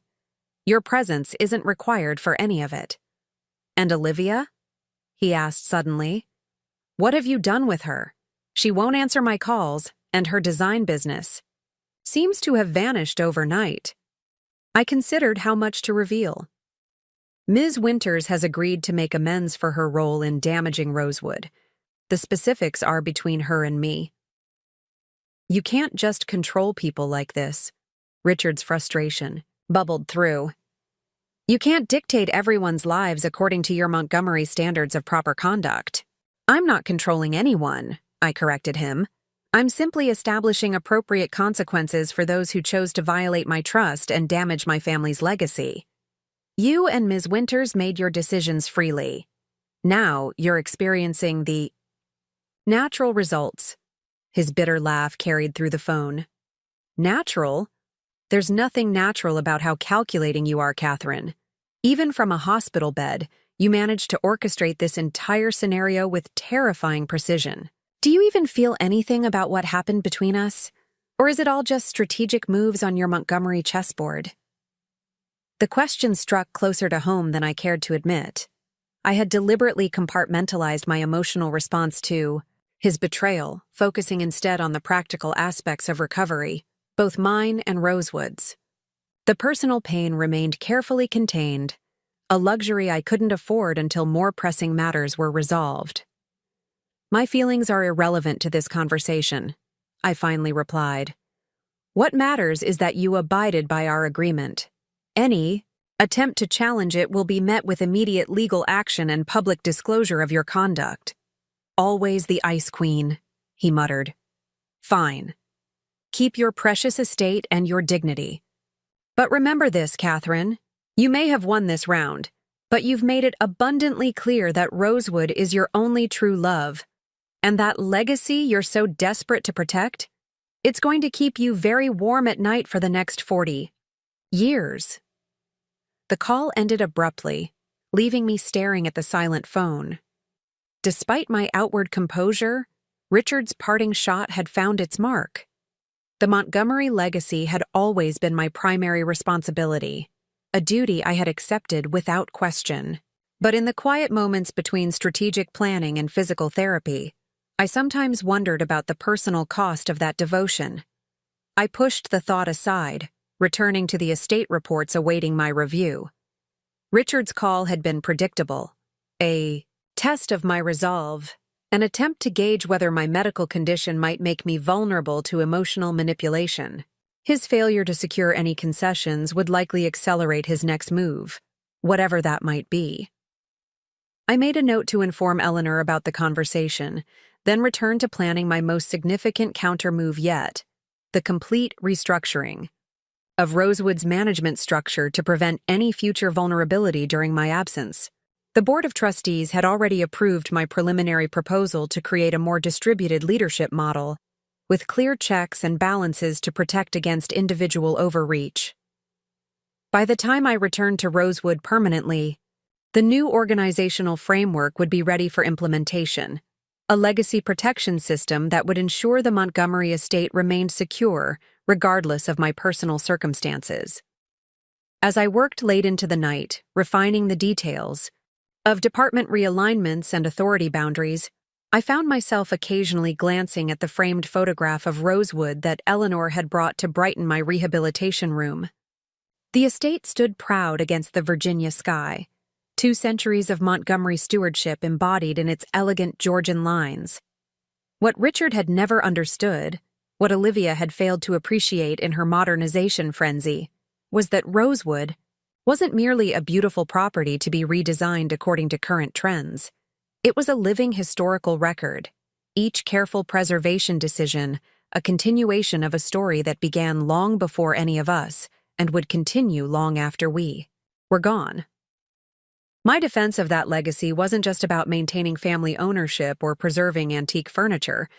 It was about honoring a continuum of responsibility that had been entrusted to me, a sacred obligation that transcended personal happiness or comfort. If that made me an ice queen in Richard's estimation, so be it. The Montgomery women had never required outside validation for doing what was necessary to protect what mattered most. 3 months after my accident, I finally returned home to Rosewood. The medical team had advised against it, arguing that my rehabilitation would progress more efficiently in their controlled environment. But I had reached the limit of my patience with institutional living. Rosewood needed me, and I needed Rosewood. My homecoming was deliberately understated. No press, no announcements, just a quiet arrival on a crisp autumn morning. The estate's maple trees ablaze with color against a cloudless sky. Martha, Marcus, and Eleanor waited on the front steps as the car pulled up the long driveway. "Welcome home, Ms. Montgomery," Martha said, her eyes glistening as Marcus helped me from the car. I was walking now, albeit with a cane and considerably slower than before. "Thank you, Martha." I took a moment to survey the facade of my ancestral home, noting with approval that the unauthorized modern sculptures had been removed from the entrance. "It appears considerable progress has been made." "The restoration teams have been working around the clock," Eleanor confirmed, falling into step beside me as we slowly ascended the stairs. The public areas are almost completely returned to their original state. The private wing will take longer, but it's livable.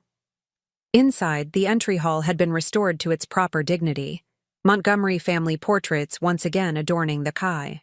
Walls, the antique console table returned to its rightful place. The air carried the familiar scent of beeswax polish and fresh flowers, erasing all traces of Olivia's designer fragrances.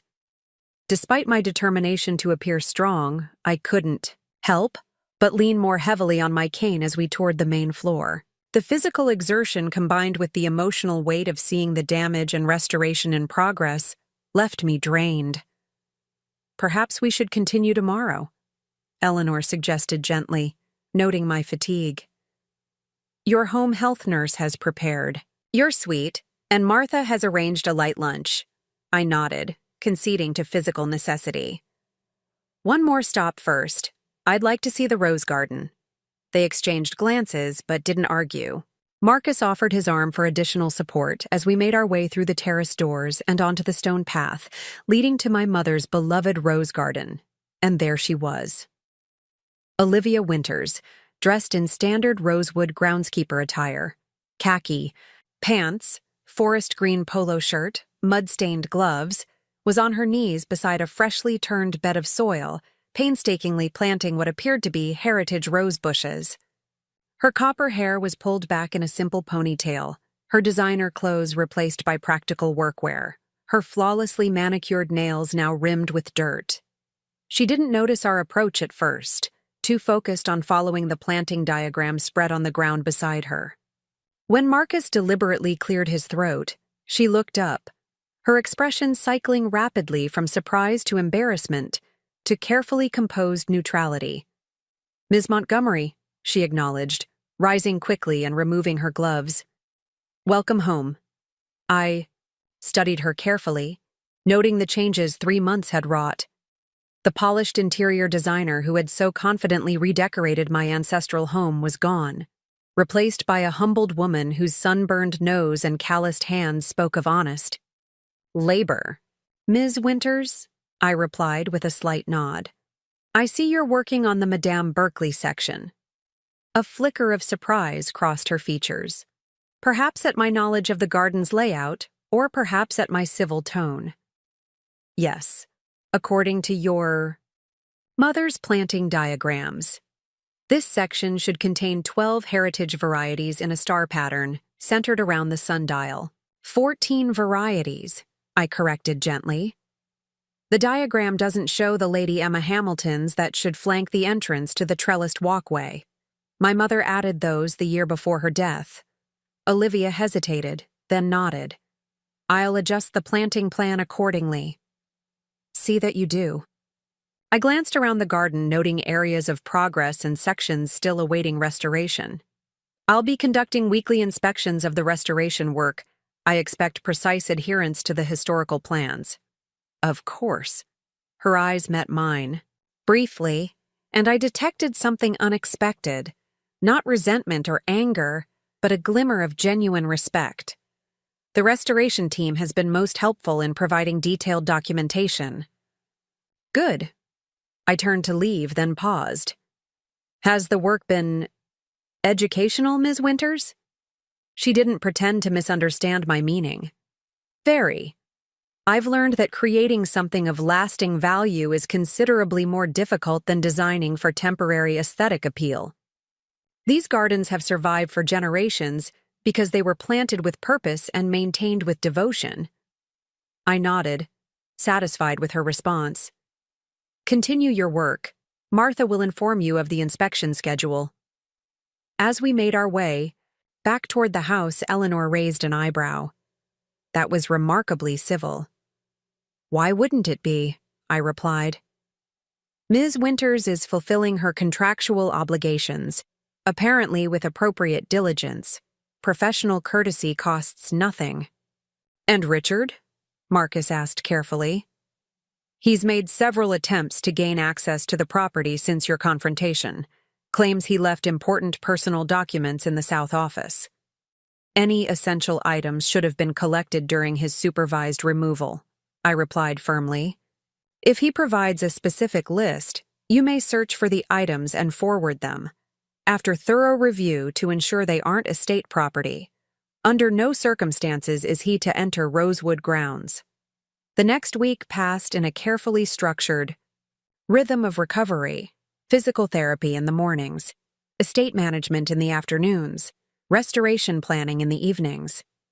My home health nurse monitored my progress with professional diligence, while Martha ensured I didn't overextend myself. Eleanor and Marcus provided daily updates on operational matters, often working late into the night in my private study. The Board of Trustees convened a special meeting to formally welcome me home and review my proposed restructuring plan.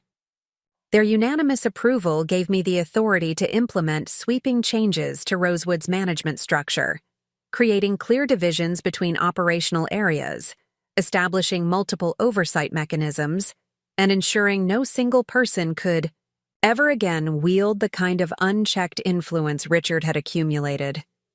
It's a brilliant system, Victoria Lockwood, the board's most senior member, commented after reviewing the final framework. The distributed authority model provides security without sacrificing efficiency.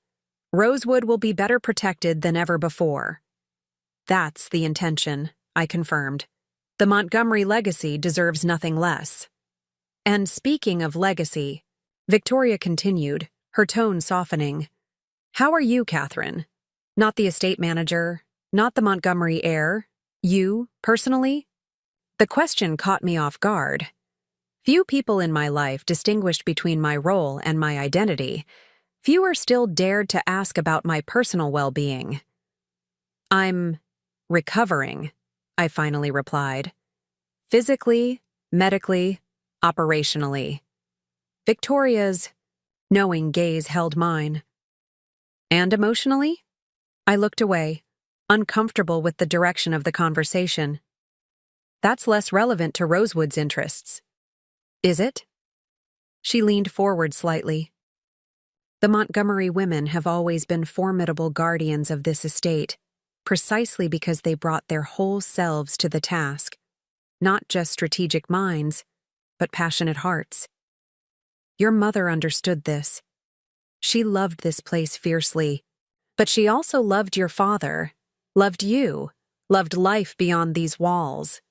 Memories of my mother, laughing as she taught me to deadhead roses, dancing with my father in the grand hall after charity events, passionately defending historical authenticity. At preservation board meetings, rose unbidden in my mind.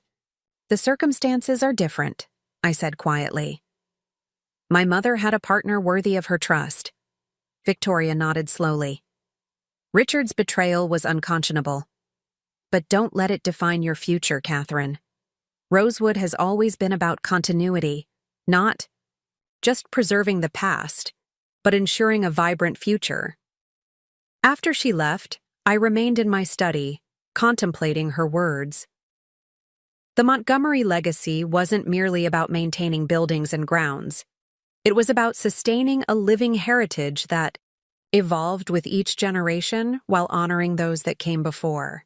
My mother had understood this intrinsically, finding balance between tradition and innovation, between duty and joy. My reflections were interrupted by Martha, who entered with the nervous demeanor that always signaled unwelcome news.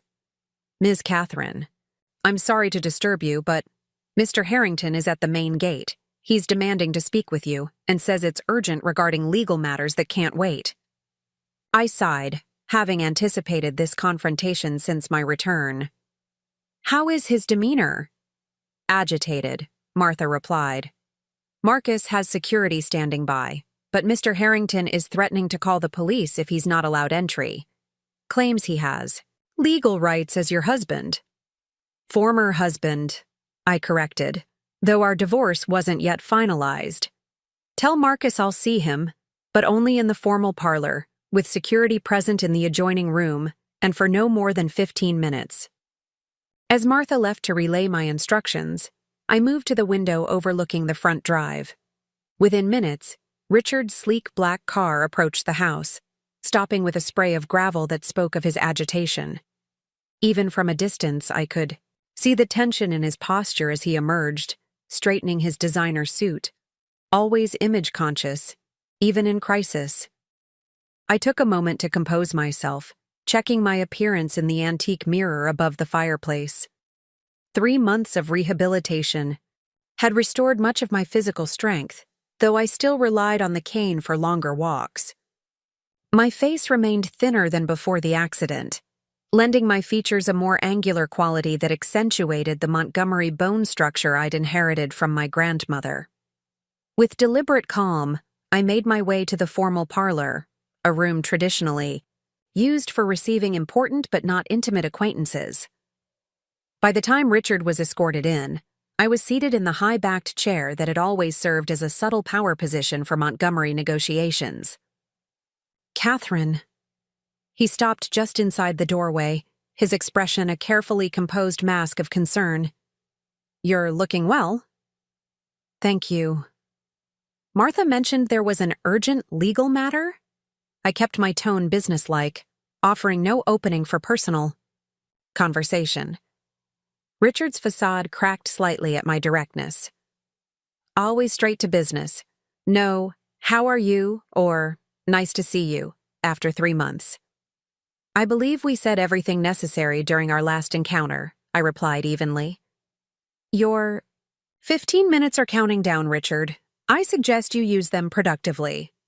His jaw tightened. "Fine. I've received an offer from Grayson Media for exclusive rights to my story. My experiences at Rosewood, our marriage, the real truth behind the Montgomery legacy. They're prepared to offer a substantial advance for a tell-all book, with potential documentary options." So this was his play, threatening to violate the non-disclosure agreement unless I offered better terms. Predictable, if somewhat desperate. "How interesting," I replied, maintaining perfect composure. "And you've come to inform me that you'll be facing a significant lawsuit when you breach our agreement?" His smile was cold. "That's just it, Catherine. My new attorney believes our agreement won't hold up in court, not when it was signed under duress, while you were still recovering from severe injuries and I was under extreme emotional stress. We have an excellent case for invalidating the entire separation contract." I studied him for a moment, seeing beyond the confident exterior to the desperation beneath. Richard had always been skilled at projecting assurance, but certain tells betrayed him to those who knew where to look: the slight tension around his eyes, the barely perceptible tapping of his left index finger against his thigh. "Your new attorney should have advised you that threatening me is counterproductive," I observed calmly. "But since you've raised the issue, allow me to clarify your situation." I reached for the small silver bell on the side table, ringing it once. Almost immediately, Eleanor entered with a leather portfolio, having anticipated this moment since Richard's arrival was announced. "Perfect timing," I said, taking the portfolio from her. "Richard believes his non-disclosure agreement might be vulnerable to legal challenge. Perhaps you could enlighten him?" Eleanor's professional demeanor never wavered as she turned to Richard. "Mr. Harrington, your separation agreement was witnessed by 2 attorneys, signed in the presence of a notary, and executed after Ms. Montgomery's medical team certified her full cognitive competence. More importantly, it contains a cascade clause that you seem to have overlooked." Richard frowned. "Cascade clause?" I extracted a document from the portfolio and slid it across the coffee table toward him. Section 12, paragraph 3. In the event any portion of the agreement is invalidated by legal action, the remaining provisions are automatically strengthened, and additional penalties are triggered. He snatched up the document, scanning it with growing dismay. "This wasn't in the original agreement." "It was on page 17, Eleanor corrected, "which you signed, as confirmed by the initialed acknowledgement at the bottom of each page." I watched realization dawn across his features. "So if I challenge the non-disclosure, you potentially free yourself from confidentiality obligations," I confirmed, while simultaneously activating the accelerated financial penalties, property forfeitures, and professional restrictions outlined in Appendix C. A Pyrrhic victory at best. Richard's confidence crumbled visibly. He had clearly been counting on my fear of public scandal to force concessions, not realizing I had anticipated this move months ago when drafting the original agreement. "This is unconscionable," he finally managed, his voice tight with frustration. "You've backed me into a corner where I have no recourse, no options." "On the contrary, you have exactly the options you agreed to when you signed the separation documents." I folded my hands calmly in my lap. "Your choices remain the same. Honor your commitments and move forward with the generous settlement provided, or violate our agreement and face substantially more severe consequences." "Generous?" He laughed bitterly. "You've effectively blacklisted me from every major historical preservation project on the East Coast. My reputation remains intact," I interrupted smoothly. "The official announcement cited personal reasons for your departure. Any damage to your professional standing has been entirely self-inflicted through your subsequent behavior." He stared at me, a conflicting mixture of anger and grudging respect crossing his features. "You really did think of everything, didn't you?" "Not everything," I admitted. "I never anticipated needing such comprehensive protections against someone I once trusted completely. That was my mistake. One I won't repeat." The grandfather clock in the hall chimed the quarter hour, signaling the end of our allotted time. Richard glanced toward the sound, then back at me, something shifting in his expression. "What happened to you, Catherine? The woman I married would never have been this calculating, this cold. The woman you married trusted you to honor your vows and protect her legacy," I replied quietly. "She learned otherwise while fighting for her life in a hospital bed.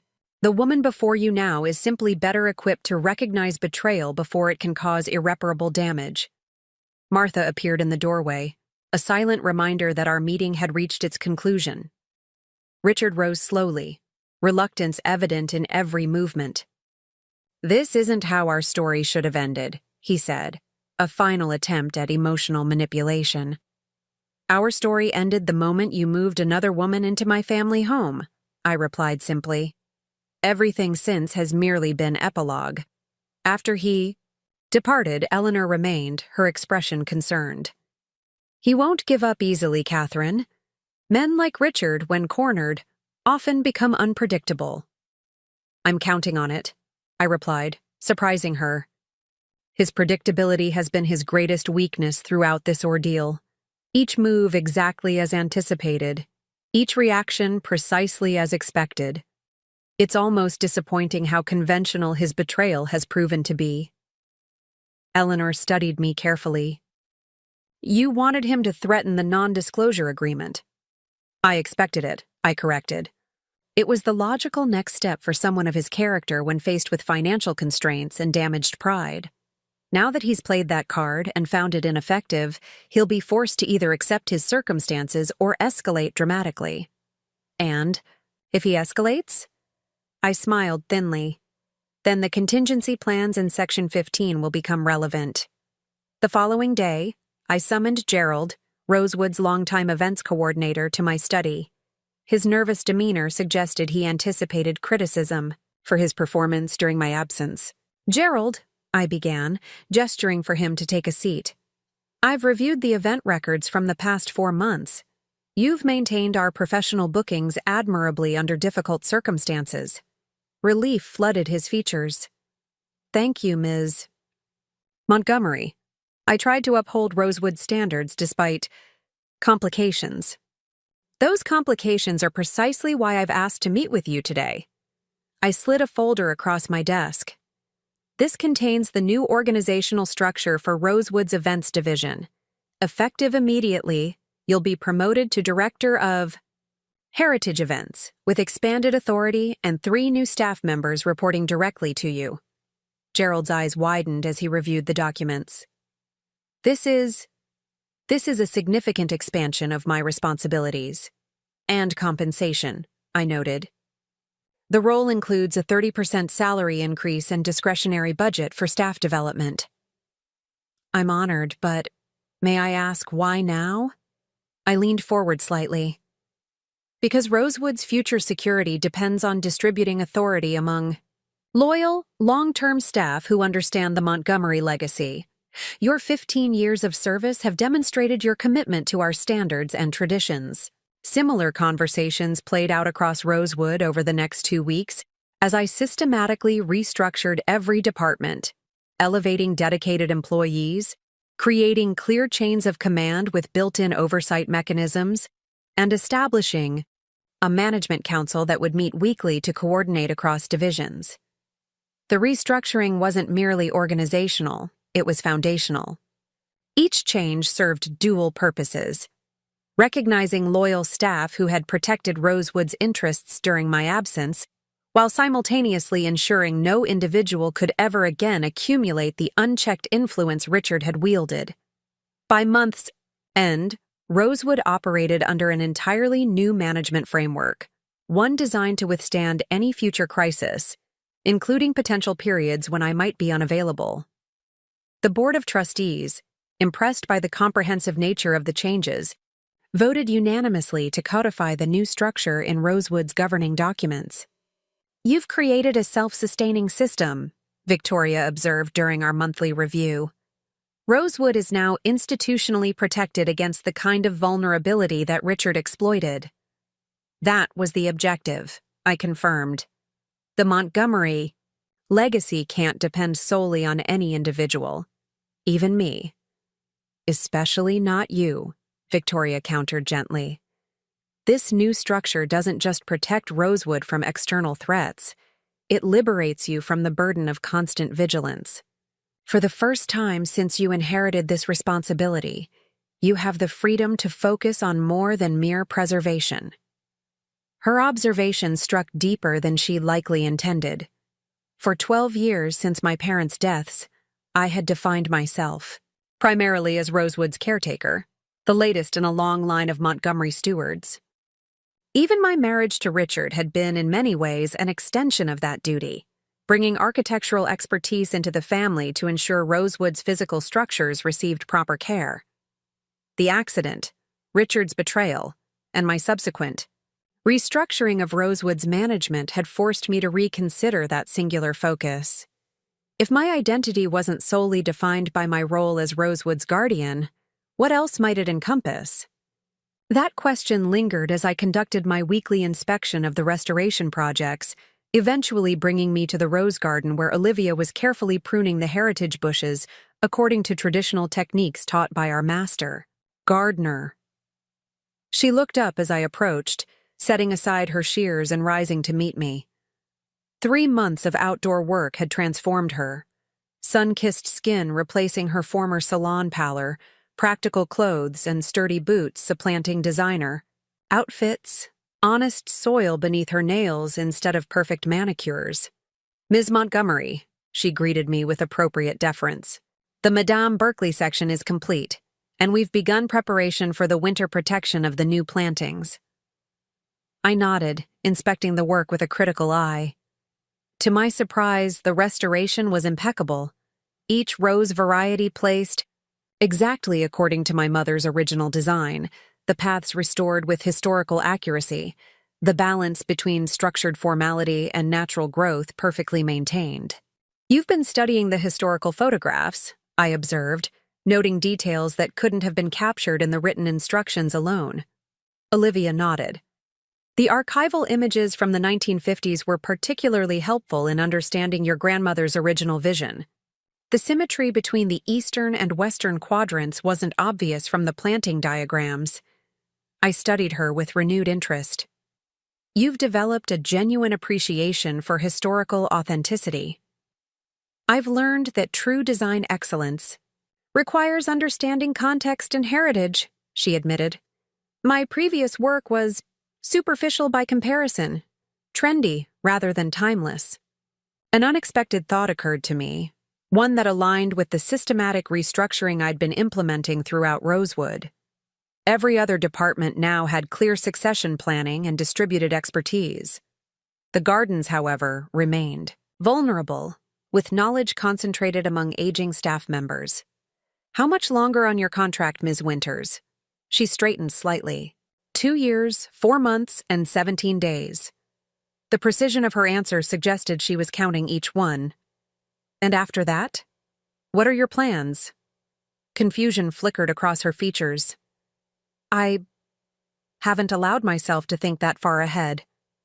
My design business is finished as stipulated in our agreement. I nodded thoughtfully. Report to my office tomorrow at 9. Bring your observations on the historical authenticity of the perennial borders and any recommendations for improving our winter protection protocols. Before she could respond, I turned and continued my inspection tour, my mind already calculating the possibilities this unexpected development presented.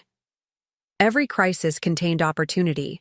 My grandmother had taught me that lesson during the financial challenges of the 1970s, when Rosewood had nearly been lost to tax burdens.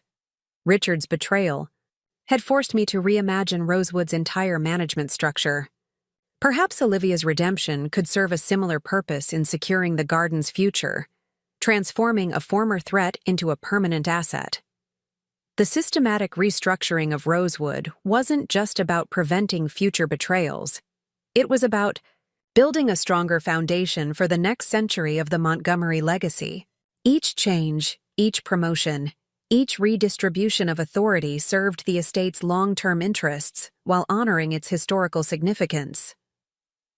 As I completed my inspection rounds, ending at my mother's favorite viewpoint overlooking the entire property, I felt something I hadn't experienced since before the accident. A sense of possibility rather than mere responsibility, of building rather than simply preserving. Rosewood was secure. The management restructuring had succeeded beyond my expectations. The restoration projects were progressing steadily. For the first time in months, I allowed myself to consider what might come next, not just for Rosewood, but for Catherine Montgomery, the woman who existed beyond her role as the estate's caretaker. 1 year after my accident, Rosewood Estate hosted its most significant event in decades, the Eastern Seaboard Historical Preservation Society's annual conference. 200 preservation experts, architectural historians, and estate managers from Maine to Georgia gathered to discuss heritage conservation challenges and celebrate exemplary stewardship of historical properties. The decision to host had been deliberate, a public declaration that Rosewood had not only survived its recent upheavals, but emerged stronger. The timing was strategic as well, coinciding with the completion of our major restoration projects and the 1-year anniversary of my return home. Everything is prepared, Eleanor reported as we conducted a final walk through the evening before guests arrived. The West Wing renovations were completed yesterday, the formal gardens are immaculate, and the staff rehearsals went flawlessly. Nodded, pleased with what I saw. The great hall gleamed with polished wood and brass, family portraits restored to their proper positions, antique furnishings arranged exactly as my ancestors had intended. No trace remained of Richard and Olivia's modernization attempts. Rosewood once again embodied the perfect balance of historical authenticity and timeless elegance that had been the Montgomery hallmark for generations. And the presentation materials for tomorrow's keynote? Finalized and approved, Eleanor confirmed. The before and after restoration documentation is particularly compelling. Several board members suggested it might merit publication in next year's preservation journal. We continued through the public areas, ensuring every detail met the exacting standards I had established. The conference would showcase not just Rosewood's physical beauty, but the innovative management model we had implemented, a case study in institutional resilience that had already drawn interest from historical properties across the country. In the East Garden, we encountered Olivia directing a small team of gardeners as they made final adjustments to the heritage rose displays. She had progressed from manual labor to supervisory responsibilities over the past months, her genuine talent for historical landscape preservation becoming increasingly evident. Ms. Montgomery, she acknowledged with professional courtesy. We're completing the special arrangements for tomorrow's garden tour. The heritage varieties are at peak bloom, exactly as planned. Excellent work, I replied, noting the precision with which the displays had been prepared. The conference attendees include several prominent garden historians. They'll appreciate the authenticity of the restoration. Olivia nodded, a hint of pride visible beneath her professional demeanor. We've prepared detailed documentation of the restoration process, including the archival research that guided our replanting decisions. It will be available during the specialized tours. As we continued our inspection, Eleanor gave voice to what I had been considering for months. Olivia has shown remarkable dedication to the historical accuracy of the garden restoration. Her knowledge of heritage varieties now rivals our senior horticulturists. Indeed, I agreed. Her transformation has been unexpected but valuable. Later that evening, as I reviewed my keynote address in the privacy of my study, I found myself reflecting on transformations of all kinds. Rosewood had transformed from a vulnerable institution dependent on a single leader to a robust organization with distributed expertise and authority. The physical estate had transformed from Richard and Olivia's modernist vision back to its authentic historical character, though with careful updates to ensure operational sustainability. But perhaps the most significant transformation had been my own. The Catherine Montgomery who had driven to Rosewood on that rainy day 16 months ago, focused solely on expanding the estate's event offerings, confident in her marriage, secure in her understanding of her role, was gone. The accident, Richard's betrayal, and the long journey of recovery had forged someone different, someone more strategic, more circumspect about trust, but also, surprisingly, more open to possibility. A knock on my study door interrupted these reflections. Martha entered, her expression suggesting something unexpected had occurred. Ms. Catherine, I apologize for the interruption, but there's someone asking to see you. Dr. James Kendrick from the National Historical Registry. He's not on the early arrival list for the conference, but he insists it's important. The name was vaguely familiar, though I couldn't immediately place it. Did he state his business? Only that it concerns Rosewood's historical designation status, and can't wait until tomorrow's formal proceedings. Curious, I agreed to see him in the small reception room.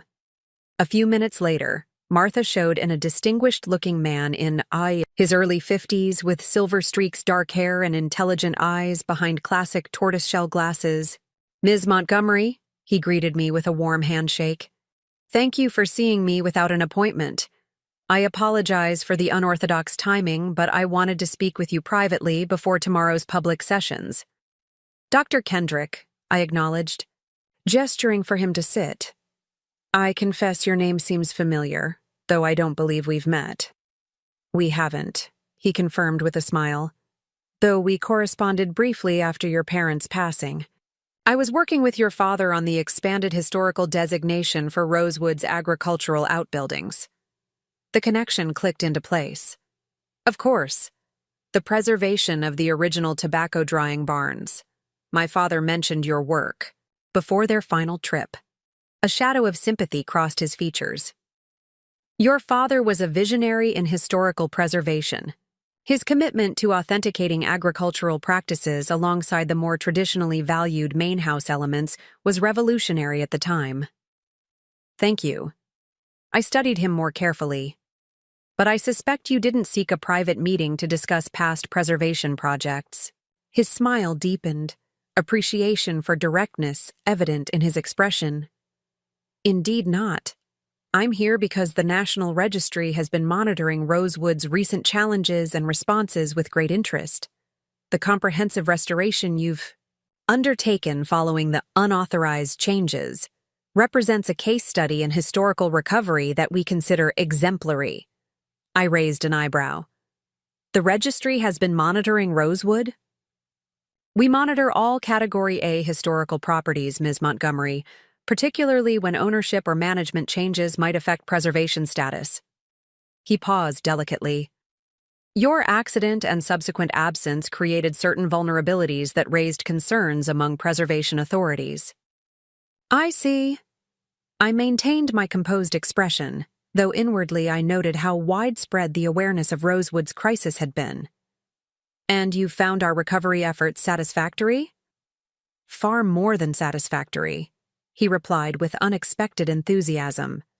Your systematic approach to restoration, the comprehensive documentation of both damage and recovery processes, and particularly your innovative restructuring of management responsibilities to prevent future vulnerability, they've established a new gold standard for heritage estate resilience.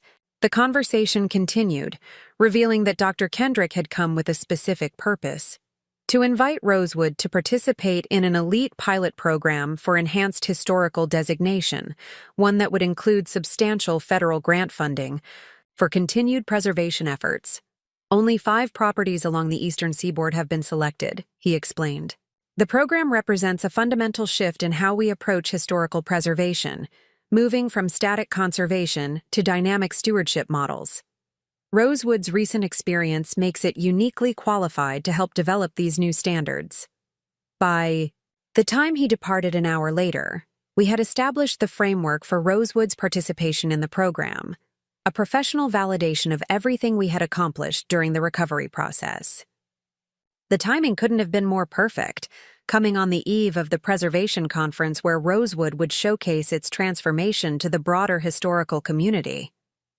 As Martha showed Dr. Kendrick out, Eleanor knocked and entered, curiosity evident in her expression. Good news, judging by your expression. The registry is supporting our restoration approach? More than supporting, I replied, handing her Dr. Kendrick's proposal. They're featuring Rosewood as a model for institutional resilience in historical properties. The grant funding alone will secure our specialized restoration projects for the next 5 years. Eleanor scanned the document, her eyes widening. Catherine, this is extraordinary. Everything you've built here, the management restructuring, the restoration priorities, the documentation protocols, it's being recognized as pioneering work in the field. Not just my work, I corrected her. This represents the contributions of everyone who helped Rosewood recover. You, Marcus, Martha, the entire staff who maintained standards during my absence and worked tirelessly during the restoration. As I prepared for bed that night, I found myself drawn to the antique secretary desk in my bedroom where I kept my most personal correspondence. In the top drawer lay a letter my mother had written to me shortly before her death, intended to guide me should I inherit Rosewood earlier than expected. I had read it countless times over the past 12 years, but tonight its words carried new meaning. Remember, Catherine, that being a Montgomery means holding Rosewood in trust, not just for our family, but for history itself. This responsibility will sometimes feel overwhelming, even isolating, but never forget that Rosewood exists to be lived in, to create joy, to connect past and future through the lived experience of the present. Guard it carefully, but don't become a prisoner of its legacy. The most successful stewards have always found ways to honor tradition while embracing their own moment in time. The morning of the conference dawned clear and bright, perfect weather for showcasing Rosewood at its finest. From my bedroom window, I watched early light illuminate the grounds.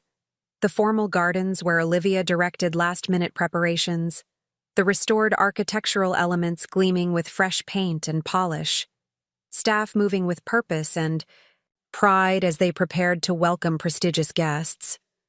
This moment represented the culmination of 16 months of strategic planning, careful restoration, and systematic restructuring. Rosewood hadn't merely survived Richard's betrayal, it had emerged stronger, more resilient, better positioned for the future than it had been before my accident. As I dressed for the opening ceremonies, I chose not my usual conservative business, attire but a dress in Montgomery blue, the shade that appeared in our family crest, symbolizing loyalty and steadfastness. The cane I still occasionally used for longer walks had been replaced for today with an elegant walking stick that had belonged to my great-grandmother, its silver handle engraved with the Montgomery motto, Fortitudine Vincimus, through endurance. We conquer. Eleanor met me in the grand hall as the first guests began to arrive. Everything is perfect, she assured me. The staff is ready, the presentations are set, and I've just heard that registration has exceeded expectations by nearly 30 attendees. I nodded, scanning the space with a critical eye. And our special employees? Ms. Winters is conducting the technical briefing for the garden tour guides, focusing on the historical authenticity of the restoration. She's become quite the expert on Montgomery planting traditions. Eleanor paused, then added with a hint of amusement. She appears to have developed genuine respect for your family's horticultural legacy. Appropriate consequences often yield unexpected benefits, I observed. And Richard? Eleanor's expression darkened slightly. No attempts to contact or approach the property. Our sources indicate he's taken a position with a development firm in Chicago, about as far from historical preservation as one could get. Good. I had no desire for Richard's shadow to fall across Rosewood's moment of triumph. Our legal separation had been finalized 3 months earlier. The divorce proceedings were moving forward without contest, and the non-disclosure agreements remained firmly in place. Whatever new life he was building now existed entirely separate from the Montgomery legacy. Victoria Lockwood approached as the hall began filling with distinguished guests. Catherine, you've outdone yourself. Rosewood has never looked more magnificent. Thank you, Victoria, though the credit belongs to many. Hands, her knowing smile suggested she understood the deeper significance of the day. True leadership has always been about orchestrating others' talents toward a common vision. The Montgomerys have excelled at this for generations. As the time approached for my keynote address, I took a moment alone in my father's study. Now, my own, to center myself. On the desk lay the speech I had prepared, outlining Rosewood's journey from crisis to opportunity, detailing the restoration processes and management innovations that had transformed potential disaster into institutional triumph. But as I picked up the pages, I realized a significant element was missing from the carefully crafted text. The speech addressed the professional victory, but said nothing of the personal transformation that had made it possible. It described what we had accomplished, but not why it mattered beyond historical preservation principles. Taking a blank sheet of paper, I quickly drafted a new introduction, one that spoke to the heart of what Rosewood represented, not just as a historical property, but as a living legacy that connected generations through shared values and purpose. Minutes later, I stood at the podium in the Grand Hall, facing the assembled leaders of the historical preservation community. The room fell silent as I surveyed the audience, making brief eye contact with key figures. Eleanor and Marcus standing proudly near the back, Martha and the senior staff lined along the side wall, Victoria and the board members in the front row, and, somewhat surprisingly, Olivia quietly seated among the garden preservation specialists, her expression attentive and respectful. Distinguished colleagues, honored guests, welcome to Rosewood Estate, I began, setting aside my prepared notes. For 2 centuries, these grounds and buildings have stood as a testament to the Montgomery family's belief that our greatest treasures should be protected not just for ourselves, but for future generations. Today, as we gather to discuss historical preservation challenges and innovations, I want to share a story about legacy, betrayal, and the unexpected paths to renewal. For the next 30 minutes, I spoke with uncharacteristic openness about Rosewood's recent journey, the accident that had nearly claimed my life, the discovery upon waking that my husband had moved his mistress into my ancestral home, and the strategic response that had transformed crisis into opportunity. I spoke not just about architectural restoration and management restructuring, but about the harder, more personal work of rebuilding trust, redefining purpose, and reimagining what legacy truly means. The greatest threat to historical properties isn't physical deterioration, I concluded, but relevance. When we fail to connect our preservation efforts to meaningful human experiences, when we protect buildings but neglect the values and stories they embody, we risk creating beautiful museums that speak to no one's heart. Rosewood's journey. Over the past 16 months has taught me that true preservation isn't about freezing the past in amber. It's about creating living bridges between generations, ensuring that what mattered to those who came before us remains meaningful to those who will follow. The standing ovation that followed was unexpected, but deeply affirming. As I made my way through the crowd afterward, accepting congratulations and fielding questions about Rosewood's innovative approaches, I felt a sense of completion that had eluded me since waking in that hospital room 16 months earlier. Later that evening, as the formal reception concluded and guests departed for their accommodations, I found myself alone in the rose garden, my mother's favorite retreat, and now, thanks to Olivia's unexpected dedication, restored to its former glory. The heritage roses released their perfume into the evening air, their historical varieties representing nearly 2 centuries of Montgomery, women's horticultural passions. Ms. Montgomery. Olivia's voice came softly from the garden path. I apologize for disturbing your solitude. I was checking the arrangements for tomorrow's specialized tour. No apology necessary, I replied, turning to face her. The gardens have exceeded all expectations. Your work here has been remarkable. She approached cautiously, maintaining a respectful distance. Thank you. Though I can't take credit for the design, I've merely restored what your family created over generations. Sometimes restoration requires more vision than original creation, I observed, particularly when significant damage has occurred. Something shifted in her expression, a recognition that we were discussing more than garden rehabilitation. You spoke today about transformation, about finding an opportunity in betrayal. I nodded. Every crisis contains possibilities, if one has the courage to look beyond the immediate damage. I've been thinking about what happens when my contract ends, she said after a thoughtful pause.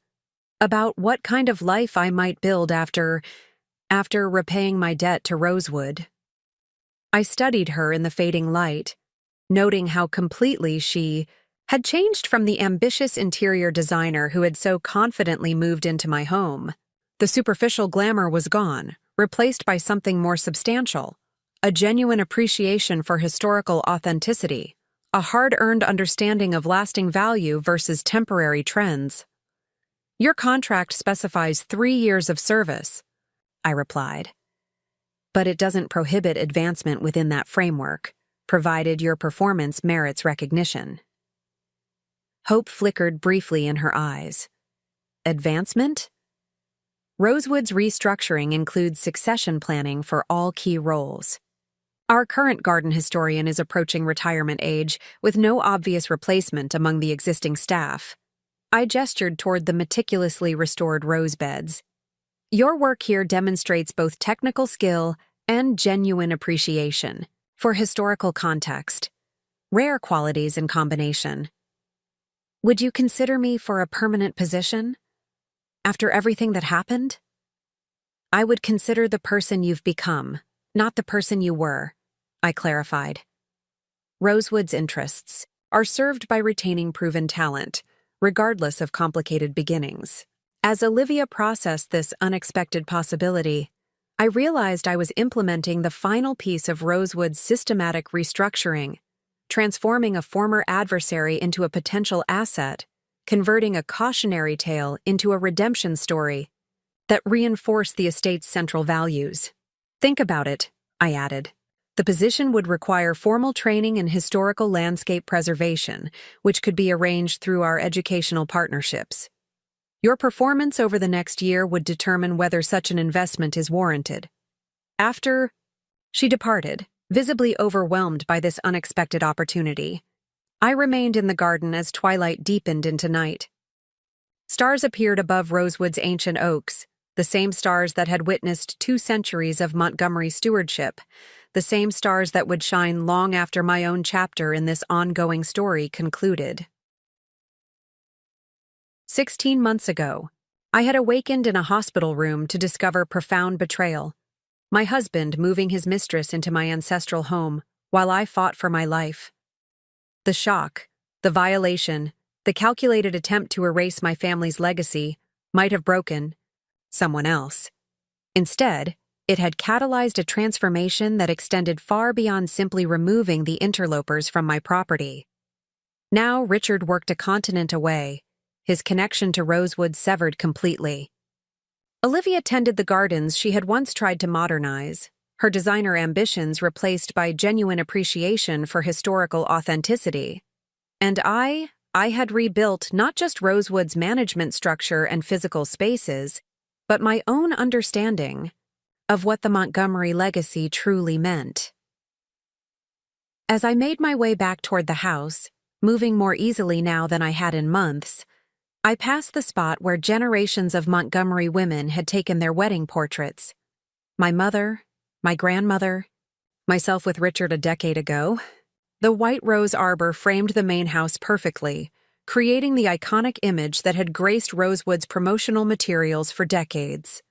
Tomorrow would bring another full day of conference activities, specialized tours, panel discussions, networking opportunities for the preservation community, important work that would further cement Rosewood's reputation as a leader in historical stewardship. But tonight, in this moment of quiet completion, I allowed myself to acknowledge the deeper truth beneath the professional triumph. The woman, who had left Rosewood on that rainy October day 16 months ago, was gone forever, replaced by someone stronger, wiser, and unexpectedly, more open to the future. What my husband hadn't realized as he sat nervously by my hospital bed, hiding evidence of his betrayal, was that during my recovery, I wouldn't just be healing my broken body. I'd be creating a new vision for Rosewood, and for myself.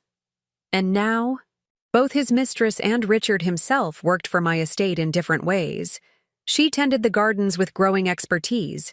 He served as a cautionary example in my presentations on institutional vulnerability. The most elegant revenge, after all, isn't destruction but transformation, turning betrayal into opportunity, crisis into renewal, enemies into assets. The Montgomery women had always understood this fundamental truth, passing it down through generations of Rosewood stewards, fortitudine vincamus. Through endurance we conquer, not by breaking what threatens us, but by building something stronger, in response. Something that will endure long after individual betrayals have faded into footnotes in the greater story of a legacy preserved. Looking for more? We've got 2 amazing stories ready for you right on screen. If this one touched you, these are absolutely worth your time. Click to watch them now. And hey, subscribe and hit that bell to never miss our latest uploads.